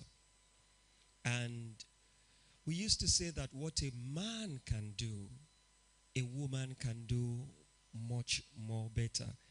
I stand to pitch my tent with the women this time around, this afternoon. And to serve as our moderator is someone that is the thematic lead of circular economy of the Sustainability Policy Commission of Nigerian Economic Summit Group, and of course a city organizer for the Circular Economic Club. Before this appointment, she served as a board member of NECA. And distinguished ladies and gentlemen, your hands together for Dr. Eugene Itua. Please, let's put it together for her. Oh, for him. Oh, well, at times when you see some names much more feminine, at the end of the day, when you unravel, then you see the main point. Ladies and gentlemen, I stand with the men this afternoon. Oh, certainly, ladies and gentlemen, good afternoon. And we do know that right in his heart, he is standing with the women, isn't it? Yes, he is. $6 trillion industry. I picked that from Dr. Banjo Yomi. That was what he said in describing the industry we're facing. The industry we're talking about, the chemical industry. That was what you said. That means it's massive. Just as it is massive, the industry is complex. And interestingly, you recall, our DG, Professor Jero, had given us the types of chemicals. Could they be special? Could they be fine? You remember he categorized all of that. In other words, there are thousands of these chemicals that we deal with every now and then. But there are challenges. The challenges of managing these chemicals. For us as a state in Ogun State, how can we enhance the transition? We're talking about circular economy. We'll be giving a definition of circular economy. And usually, when we started talking about circular economy, in few phrases, we will say, from the linear economy, like Prof had talked about, you take, use, and dispose. That is the linear economy. But for the circular economy, take, use, and return. We talk about closing the loop. With regard to chemical that is so difficult, how can we close the loop? We're going to talk about this, and we're going to talk about how we can enhance the transition generally of circular economy in the state.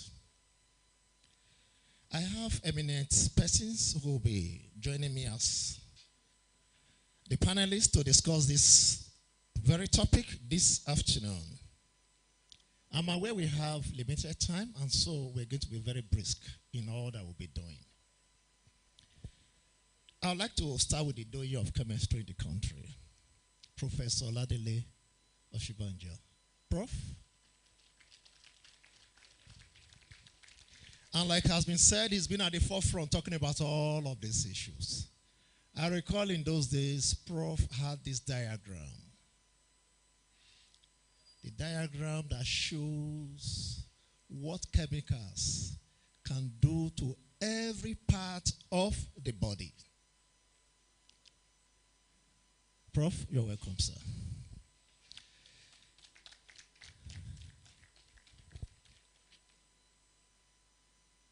I think based on what, Prof, based on what you have said, it appears those behind the screen, they are telling us we need to cut out the bowels, and so we're taking that off. So please kindly take your seat, sir. And then we have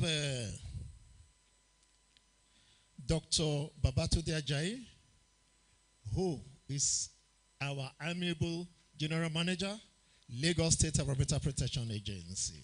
Please, you're welcome, sir. And And then we have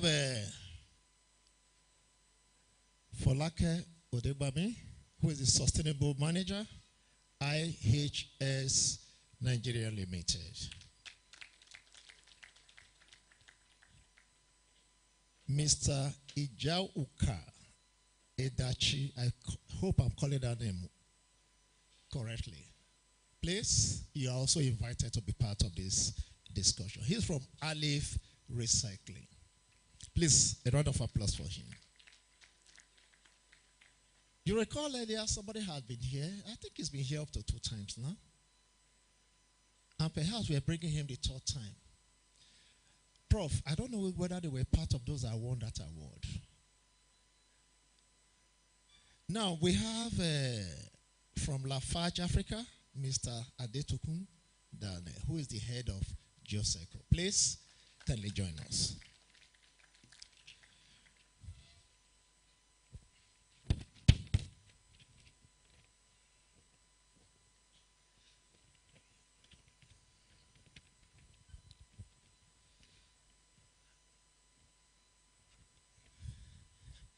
You know, why we need to emphasize what our MC said earlier, that in his mind, he's standing with the women. I think we also, all of us on this part, and indeed you, we need to start with the women, isn't it? Why do we need to do that? We have just one female amongst us. It's not gender imbalance. So take note of if that is our line of thought. Now, without having to waste so much time, I would like to pitch my very first question, because I'll limit what I'm going to say.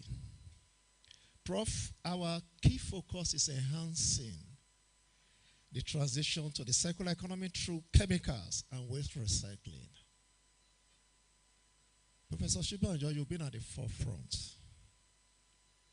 You taught so many of us. And Professor Oniawa is a classical case in all of this. My first question to you is, can we transition to a circular economy through chemical and waste management? Can we really do a transition? What are your thoughts around this?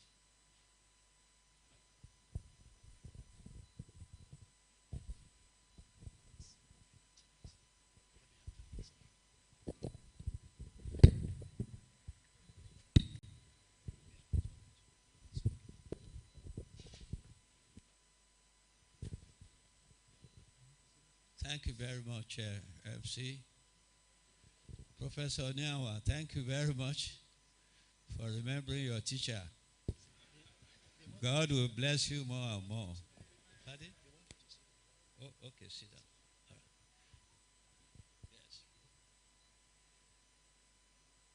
Ladies and gentlemen, I want to congratulate Ogun State Ministry of Environment, OGEPA. I don't expect anything less. Anybody who knew Oresmaya in Loba, in Lagos, keeping Lagos difficult ways off the roads, you know that the guy is a goal-getter. And we are grateful that he's transforming things in the state. And the environment has to get better, since Ogun State is the most industrialized state in the country, if I got him right. And I think the organization of this biannual meeting is also a good credit to the state, and a forum for environmental practitioners and environmentalists to discuss, because there's only one earth and only one environment. We cannot afford to lose any part of it. So therefore, I congratulate OGEPA and the leadership. Yes, we talk about development, We want to build houses, we want to build roads, we want to start a factory, we want to. But the least consideration is always about environment. And usually it is when the overuse of environment or the earth is revolting and sending back signals that you are not using me well, then we start running around to put regulations in place. Professor Nyawa just finished talking about hazardous waste. 1988, Italians dumped toxic waste in cocoa pot in Nigeria, and that's the beginning of environmental governance in this country. And to the glory of God, I analyzed that waste, 1988. And it puts Nigeria on the map. I still even get phone calls from people I don't know. Yes, I read this and so on and so forth. So what I'm saying, the issue of hazardous waste or waste is not only Nigeria, it's a global issue. And we have no other place to go but Nigeria. We have to take the issue very seriously. And then, of course, because of lack of awareness generally in the public and even at high level, people want chemicals. Even things people have not seen, they want to buy it. And then waste, we just want to make money and make disease and death from such exposures, unfortunately. To God be the glory that in the last several years, awareness has increased and there are telltale signs that environment has not been properly managed by industry, by regulators, by all of us. And now the key to getting a sustainable environment issue of circular economy, which is quite different from the linear economy. You mix, you get product, you throw away.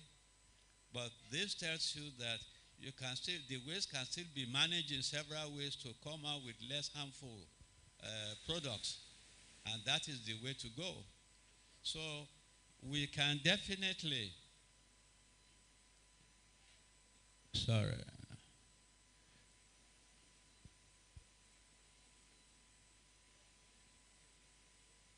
can we transition to a circular economy through chemical and waste management? I will say yes. The fact that we are talking about it means we are already working towards it. It means we desire it, we know it's helpful, it's good for us. What does it, what everybody is suddenly falling ill? I heard towards the end of a few minutes ago when somebody talked about e-waste. Very many developing countries, including Nigeria, does not talk about e-waste. You are talking about plastic. I want you to add e-waste plastic, because e-waste plastic contains POPs, which Professor Nyawa has talked about. And our lab was privileged to do a study for an American university to show signs of POPs in the blood of people in US who have been exposed to e-waste, plastics, and all that. So what I'm saying, definitely through research and awareness raising, definitely transition to a circular economy through technical and waste management exists. And I want to quickly add to that, our auto battery, your car battery, what do you know what happens to it? Nobody cares. It's just thrown into the rubbish bin and so on and so forth. But the waste, solid waste, contains lead, and lead has polluted a lot of areas. Iwo Road in Ibadan, Professor Nyawa will remember this also. I did some research there, I also followed.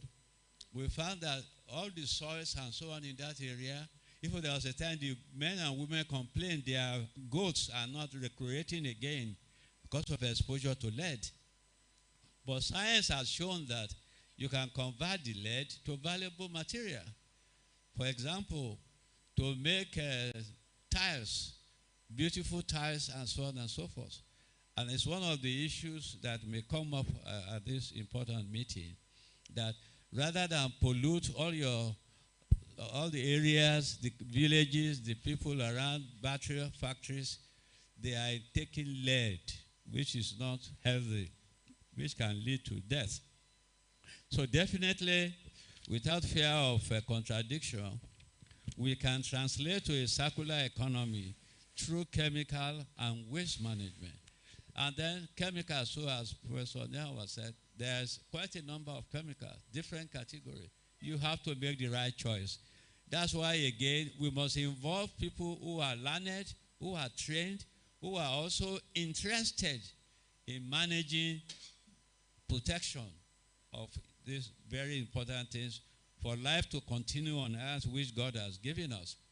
So definitely, as I said, we can achieve transition to a circular economy through chemical and waste management as compared to the linear way. Then I'm asked, what's the role of chemical recycling? We'll come back to some of the other questions. Thank you very much for really opening the door for everyone. Please, a round of applause for Prof. And while he was talking, I just got a message to correct some regarding my bow. I'm the Sustainability Policy Commission Facilitator for Nigeria Economic Summit Group.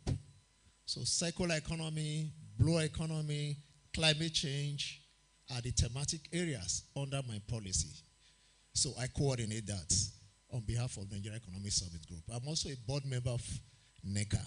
NECA is the employer association in Nigeria. So I just wanted to correct that because I got a message telling me, oh, I need to put things right. And I've just done that. And among the things that we continue to talk about is plastics, plastics, plastics. I have a question I would like to ask a rep from Alif, Mr. Ijuka Edachi. My question to you,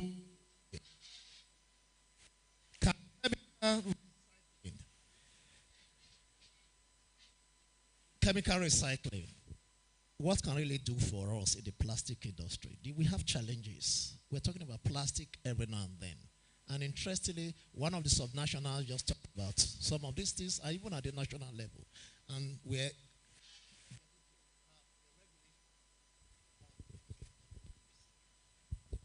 even on plastics management. So the question is, can we deal with this challenge through chemical recycling? Is it possible? Please, you want to bring a second microphone forward to him?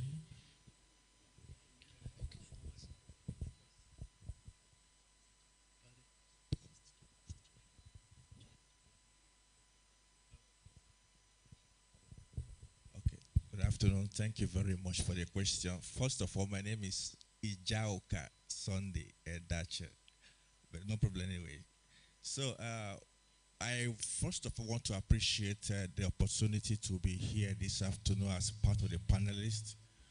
And I am into the industry myself, the polymer chemistry industry, and we are at the center of recycling. And when it comes to tackling chemical waste or recycling, can it be able to act or solve the problem of chemical waste in the country? Recycling alone cannot solve the problem. It can only solve it to some extent. It has to be with a combination of several other factors. For example, it starts from sensitization. And when we talk of sensitization, it has to go down to the grassroots, especially those who are in their high schools, let me say the secondary schools, for instance. With that knowledge that is being imbibed in them at that very early stage, we go a long way in helping in tackling this chemical waste. I've been in the industry for over 10 years now, and I've helped several companies in setting up their processes, especially with respect to production and quality assurance. And I can tell you something. The knowledge I use to set up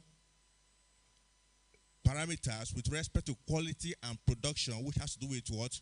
Waste reduction, quality parameters, and the rest. I tell you, I use my knowledge from the secondary school days. The ones I learned in the university did not even help me at all, because our university knowledge somehow seemed to be somehow obsolete, you see. So that foundational level is key in helping to tackle the waste, especially the chemical waste we are talking about today. When people are sensitized to know the impact of chemicals on the environment and to the human body as well, at that level, it will really go a long way in tackling this chemical waste today. And when it's now being combined to recycling, I think we'll be on a better ground in helping this particular circular economy we're talking about today. Thank you. Thank you very much for that insight as to how we can deal with the issues of plastics through chemical recycling. We were talking about investment in this area. There are ongoing investments. Could it be there are opportunities? That is why people are investing in it. Are there also challenges? What could this be? The opportunities and the challenges.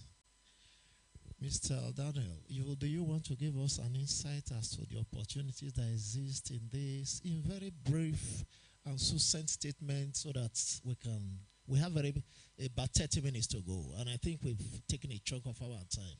So in a very brief sentences, what are the opportunities? What are the challenges in relation to chemical recycling?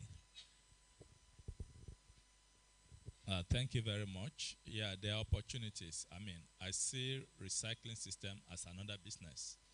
That if you set it up and there is regulation that support the industry to know that, look, we need to recycle our waste, we need to turn to circular economy, then it will work. So I would say limitation most time is the regulations sometimes are weak and people try to take the shortcut because recycling is not cheap.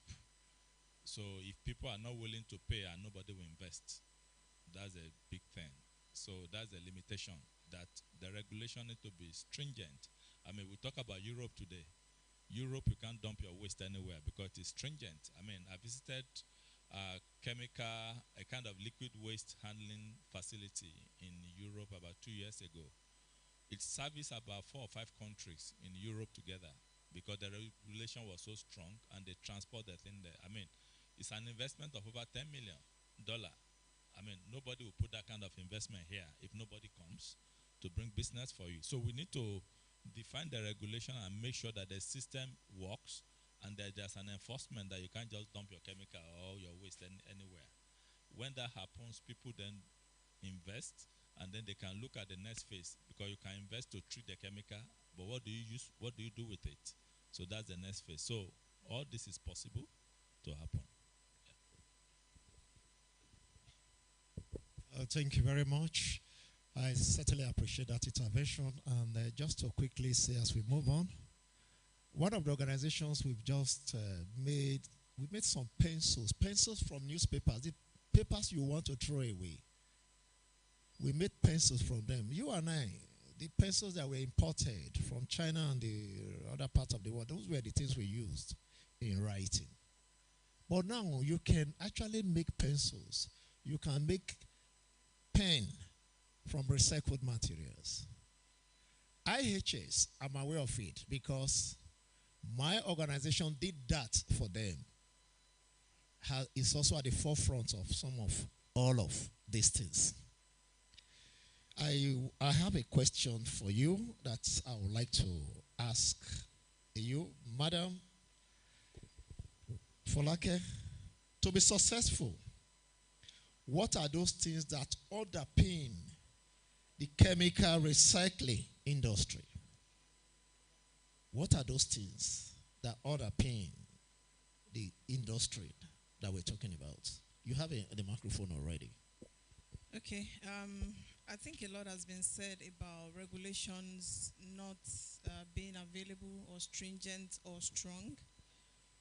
From where I sit as well, from our own organization's point of view, having over 16,000 sites in virtually all the corners of Nigeria, and then you have to deal with multiple regulations.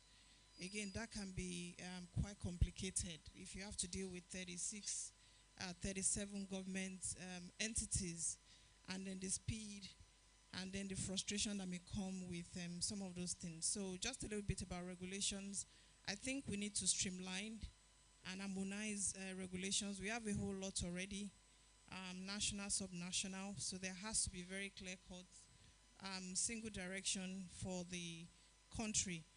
The area of enforcement is very weak, unfortunately, and some of the government agencies may not have the bandwidth. So I think recommendation really is there has to be private partnership in that regard as well. And this is just bringing things to the very basic. So at the end of the day, if the regulations are there and then the enforcement is there, then you have a situation where all of the manufacturers in the country are then able to take their own place in being responsible to follow whatever guideline has been provided. So my colleague Daniel mentioned the fact that recycling is a business. It's usually a lot of investment to even put all of these things in place. And if you don't have people who would then subscribe to it, and then economic of scale in running and funding, then it will not really be sustainable. So, and this is where, again, it's always going to come back to the government and what role they need to play. So it has a lot of things are self-subscribing in Nigeria. As responsible organizations, we are opting to do these things. Nobody really is forcing you to do it. And for some organizations, because they are multinationals, they are compelled also by their global owners to do zero waste to landfill, reducing waste and all of that. But as Nigeria, we have to be very, very clear and more stringent on our targets and objectives. So it may not happen today, but really we need to have a very clear roadmap as a nation. At what point do we draw the line and then say everyone has to be responsible and sustainably responsible as well? And at that point in time, then we have everybody playing their own part in making sure that they reduce their waste, collect, recycle, repurpose, and so on and so forth, as the case may be. IHS does a lot in terms of battery rejuvenation, but again, it's self-subscribing. And there's a cost element to this and all of that. But if regulation is stringent and compulsory, then every player in the industry would have to do the same. And then collectively, then we achieve what we need to do in terms of chemical waste management. Thank you very much for that. Please, another round of applause for the only lady amongst us here. When Yomi from UNIDE was talking earlier, he talked about subnationals. And now she just talked about stringent regulations. That is serious. And we would like our general manager to speak to how a subnational can strengthen beyond stringent enforcement, how a subnational can strengthen this transition, accelerate the transition, so that everyone will be able to move as a people, simply put. Thank you very much. I have listened keenly to what everyone has said in this regard. I think that as a subnational, the responsibility of monitoring, ensuring compliance and enforcement primarily rests on you. I say this a lot. There is no physical geographical space called federal. There's no physical geographical space called national. The entire country is divided into states. So if you have regulations, if you have laws and guidelines from a federal agency or ministry, there is that responsibility of partnership, with the state government particularly, and then the states will now communicate with the local governments. But there's supposed to be that regulation, that synchronicity. I'll give a simple example, and it was a conversation on my way here. We talk about chemical handling and waste management. There's been too many explosions in Lagos. Well, in Nigeria, actually, from chemical handling. Most of them don't make the news, right? We had a mini one yesterday, and it was very interesting because over the past 2.5 weeks since the Oyo explosion happened, the entire chemical community has been trying to rearrange themselves because they've been harboring all of these things. But there's an agency, there's a federal agency whose responsibility is to check and verify what comes in and goes out. But that's communication is not transmitted to the states, so the states cannot follow through and enforce. There are several unmanned borders where people bring in chemicals from. You really cannot separate, what you should have from what you currently have. So, as a subnational, the first thing is to synchronize with the federal, or make the federal synchronize with you as much as possible. That's the bedrock of enforcement or regulatory, monitoring. As a subnational, you also would pay a lot of attention to the peculiarities of your own space. So for instance, Ogun has a peculiarity. I think that Yomi Banjo was saying something about Ogun is the HQ of industrial headquarters of Nigeria. Also, Ogun is probably the academic headquarters of Nigeria. Probably have the highest number of universities and all of those kinds of things. So you have peculiarities. There are certain industries that are more common in Lagos than everywhere else, right? There are certain category of people or category of activities. Food and beverage, for instance, would probably be more set up in Lagos because proximity to where they service. So you need to identify your own peculiarity and work in that particular space, be more stringent. For areas of overlap, and I hear her talk about streamlining and, making sure that you're not overlapping. Again, it goes back to data sharing. It goes back to clearly outlining what each person can do. As a matter of fact, there is no federal agency that has the capacity to enforce and ensure monitoring in any state. You cannot have, one federal agency, even if you have offices in every state, that your office cannot have 1,000 staff to do all of that. So there has to be that communication, there has to be that alignment with the responsible or the respective state agency that would then transmit, the regulation you have set at the federal to the state level. I think that, again, you don't have to be, I like the way Governor Fashola puts it. You don't have to be a doctor to lead the Ministry of Health. You don't have to be, he was a lawyer and he led Ministry of Works and Housing, right? Some of these things are just pure leaderships, pure organization issues that we can put together quickly and then help us manage these things. I have over 1,000 people who sell chemicals in Lagos. I don't even know where they get it from. But there's a way we could have gotten it, if we aligned properly. So I think those 2-3 points are very quick wins that we can leverage. Thank you. Yeah, thank you very much for that insights. And I know where some of them are located, but not where they get it from. I know a number of them are in Ojota. Yeah. Quickly, Mr. Daniel, I would like to ask you this question. Again, you've been at the forefront investing in all this sector, simply put. Amongst us here are players in the industry. My simple question, what type of investment are feasible in chemical recycling? Yeah, thank you very much. If you look at chemical, you have liquid type, you have solid.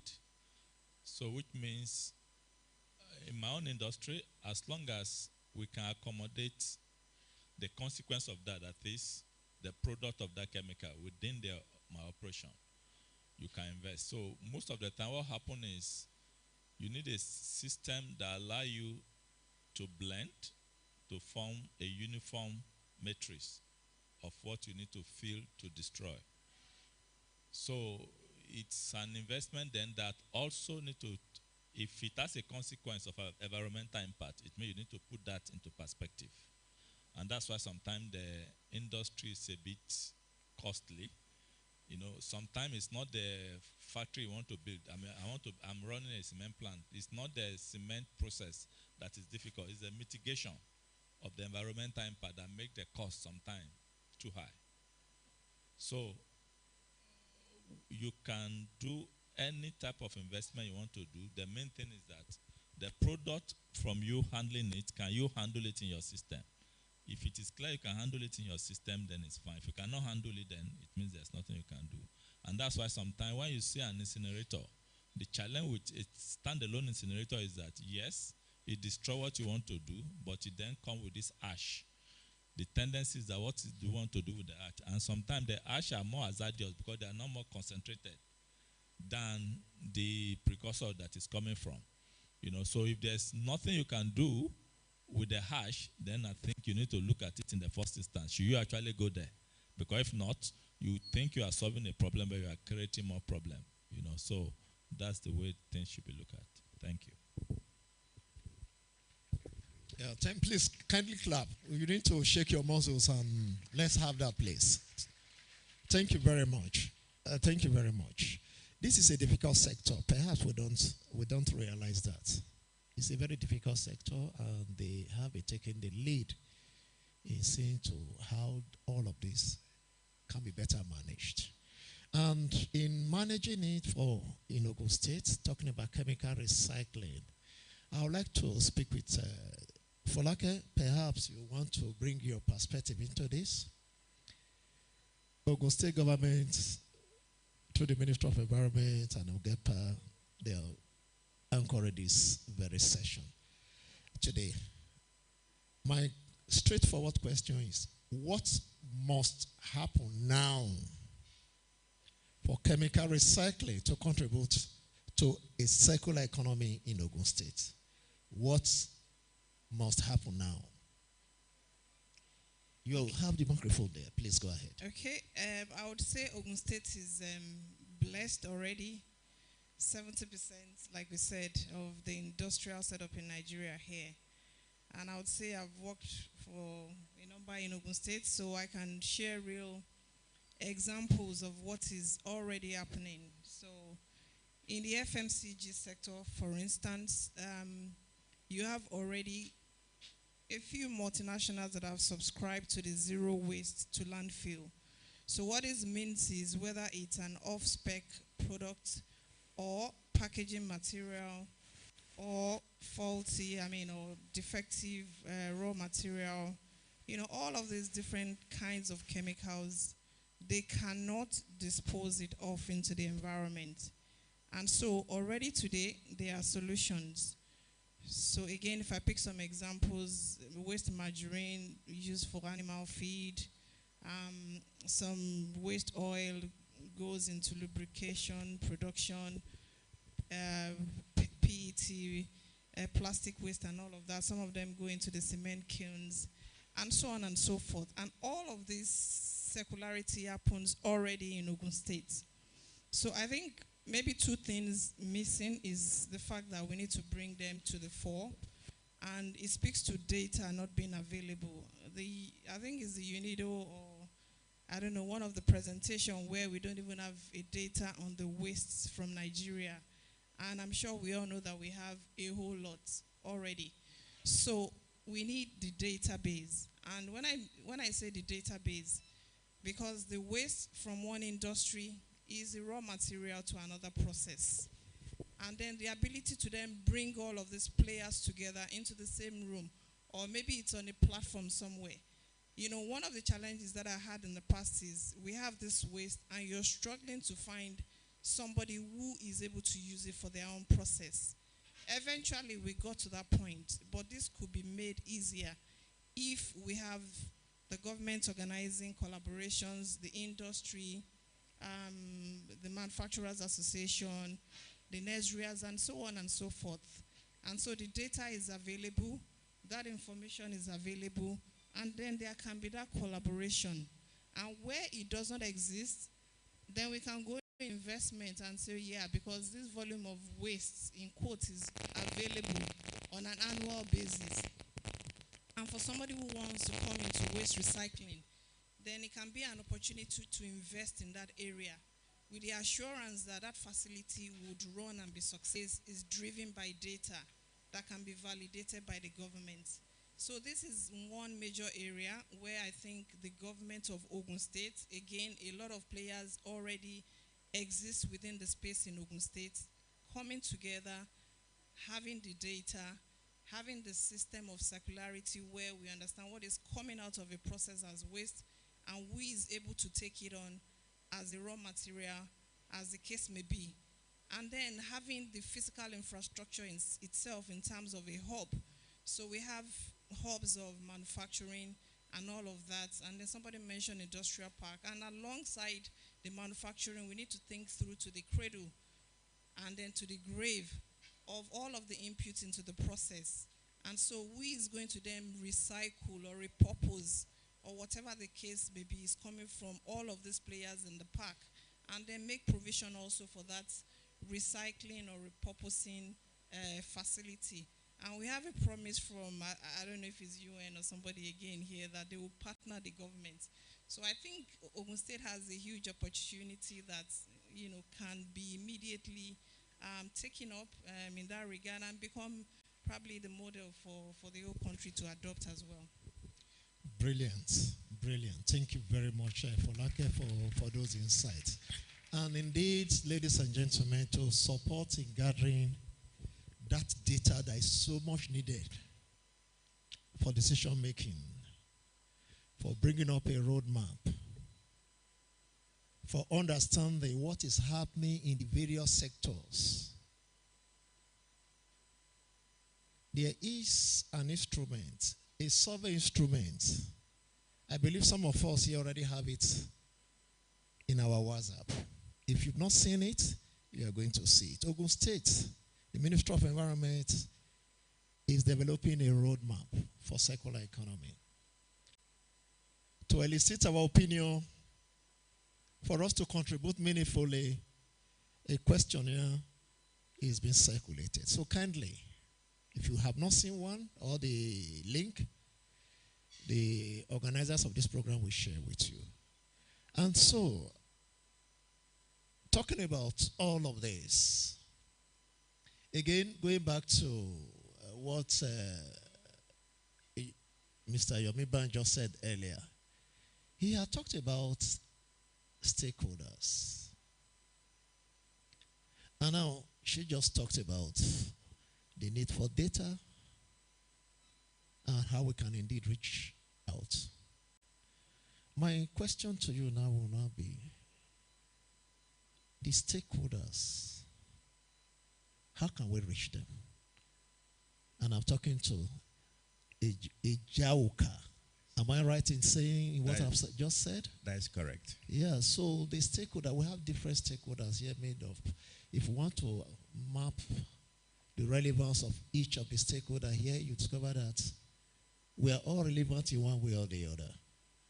So how would you go about all of that and work together once again? Yeah, thank you very much. Like she pointed out and you also pointed out, it is very much important for the stakeholders to collaborate. I think for the past several months now, or weeks to be specific, I have been touring the states in the southwest here, Ogun State, Oyo State, and I would like to commend Ogun State. They have really done well in the area of waste management. Oyo State is still coming up anyway. I think I sent a proposal to Ogun State Waste Management Agency for Aleph to collaborate with them to this regard, so as to, it is in that collaboration that will help in tackling waste, especially chemical waste. We, Aleph Recycling Company, we are into recycling of PET, post-consumer PET bottles into PET flakes. And there are so many players in this regard. But what makes Aleph to stand out is the fact that we don't just crush and wash the PET bottles into flakes. We go further by converting that same PET flakes into PET pellets, which now becomes raw material for raisins, for production of preforms, especially those into the bottling company, either water bottling or the carbonated soft drinks. And we have bigger players in it right now, the Nestle of this world, the PepsiCo and the rest. They are our customers right now. So what I mean by collaboration is that when we reach out to government agency, I think it will be also good if they can also reach back as well. As I'm talking now, I've still not gotten any response from Ogwama. If not, Aleph would have also been part of those who will be sponsoring this as well. But unfortunately, Aleph didn't sponsor. Okay, thank you very much. Yes, thank you. The Aleph has so much money, please. Our distinguished commissioner is here. Let's reach out. Perhaps they can support in mobilizing stakeholders towards the development of the roadmap. I think he's giving us his word. Thank you very much for that assurance that you've just given to us.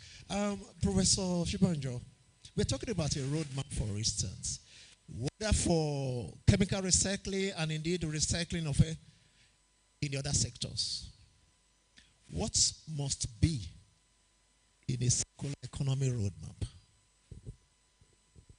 In a very brief moment, because they just told us we have some few minutes left, sir. Thank you very much. One fundamental point, I think, is issue of awareness raising. Are they all in the same, looking at the same point and agree that this is desirable? So our in Ogun State or replicable elsewhere is to have structures in place. For example, how do you want to achieve it? It's not just going to be ad hoc. So there has to be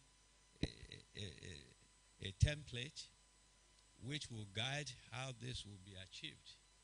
And then, of course, the players are there. And then the priorities. Some chemicals may be common to more than one industry. Their management will be different than the one that's using isolated ones. So what I'm saying is not just one answer. It has to be studied, well programmed, and deliver the expected goal, which is a safe environment with the use of chemicals.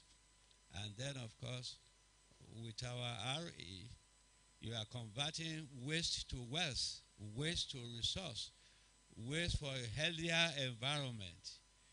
So that's what I would suggest. Excellent. Please, round of applause for Prof. And I will quickly want to give one last question to you from our own side, and then we throw the gate open to the audience. Now, I know Lagos has been at the forefront. My question will be this: what manner of policies or regulation must we promote or bring about to enhance the transition to a circular economy? Enhancing the transition. There is already a step taken. Accelerate. How do we enhance? How do we get every other persons to go? Taking it from the angle of an EPA. I'm tempted to say, number one, ban styrofoam. But now, the first thing we would, like to do is to understand the terrain. And I say this because we always assume that government understands everything. So you will not be able to solve a problem you cannot, or that you do not understand. Now, so we, from time to time, have to reach out to people who are players in this space and then understand it. There's also another common saying that government will never be faster than innovation, right? So the tech boys will come first, create a payment solution, then 30 minutes later, government sees that, oh, these boys are able to move hundreds of millions in 30 minutes. Then we begin to regulate them. You are not likely to be faster than innovation. Government regulations will never be faster than innovation. So for whatever is coming up and whatever it is that we have noticed, we will begin to regulate as it advances. We have very popular chemicals that we know now. There are new combinations that we're not very aware of that are as flammable and as toxic and as dangerous to the environment as we know. Right, so these things currently exist. They are used in different forms. Some of these things were previously used, in non-contact forms with people. Now they've imported them into facial creams and something they call that thing now, chemical peeling. So regulating all of those things takes a multi-leveled approach. Apart from understanding it, you need to partner with all of the agencies involved. That partnership, I can't stress it enough. If you are chasing somebody because they came in through necessary approval, the other person who came in with a NAFDAC approval because he classified it as consumable and then begins to use it for an environmental purpose has to also be monitored. So there's a multi-layered partnership that would ensure that if you miss something, the other person doesn't miss it. The third thing is that there is never a competition, really. You are not in competition with anybody. No government is in competition with another. What you should actually be doing is adapting whatever works anywhere else. I have spoken to the Honorable Commissioner once about some policies that he's enacted. As far as I'm concerned, these things currently do not exist in Lagos. Why am I trying to reinvent the wheel? I will just copy and paste. I think it just doesn't make sense to now start, writing scripts and now write to the governor, please, I want to do baseline studies about how you can regulate this or regulate that. No, it already exists somewhere, so just copy and paste it. So partnerships, adopting existing protocols, even if we don't have the protocols existing in Nigeria, the organizations that have it, like the US EPA, Netherlands EPA, are happy to give you technical support. So go for it, and then as a sub-national, it's easier for you to even attract some of those support from everywhere else. That way we are ahead with policy. That way we are on top of our game. We are also able to identify new trends very, very quickly. Thank you very much. Thank you very much for that. Again, intervention, brilliant, I must sincerely say. And one of the things I would like to pick out from what you said earlier is the research-informed policy making. Because when we go into that, you're able to identify what really is there. What should the government give attention to? That matters to the people. Because there is what we call national circumstances. If you check the Paris Agreement, it talks about national circumstances. Differentiated responsibility, and then national circumstances. So what is state circumstances? What is the local government circumstances that will come in between? I think if we're able to tailor it to meet our needs, no matter or wherever we copy it from, I think it will indeed serve us better. Thank you very much. My great audience, thank you very much. You've been listening to this eloquent panelists. They've given us insight. Perhaps you have a comment to make. Could it be a question? A remark? Observation? Just cut it short so that we can take as many as possible. We will encourage you to mention your name. We will also encourage you to say where you are from. Our distinguished audience, there is a hand to the right there. Please, this way.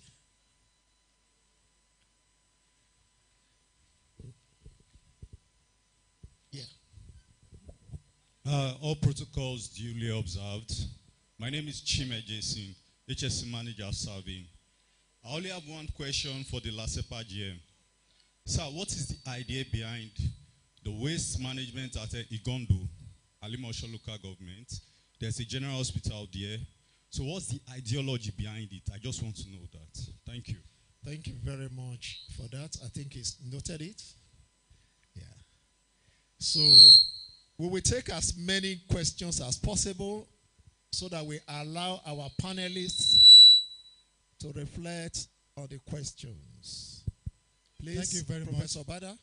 Thank you very much. My name is Professor B.S. Bada from Federal University of Agriculture, Abeokuta.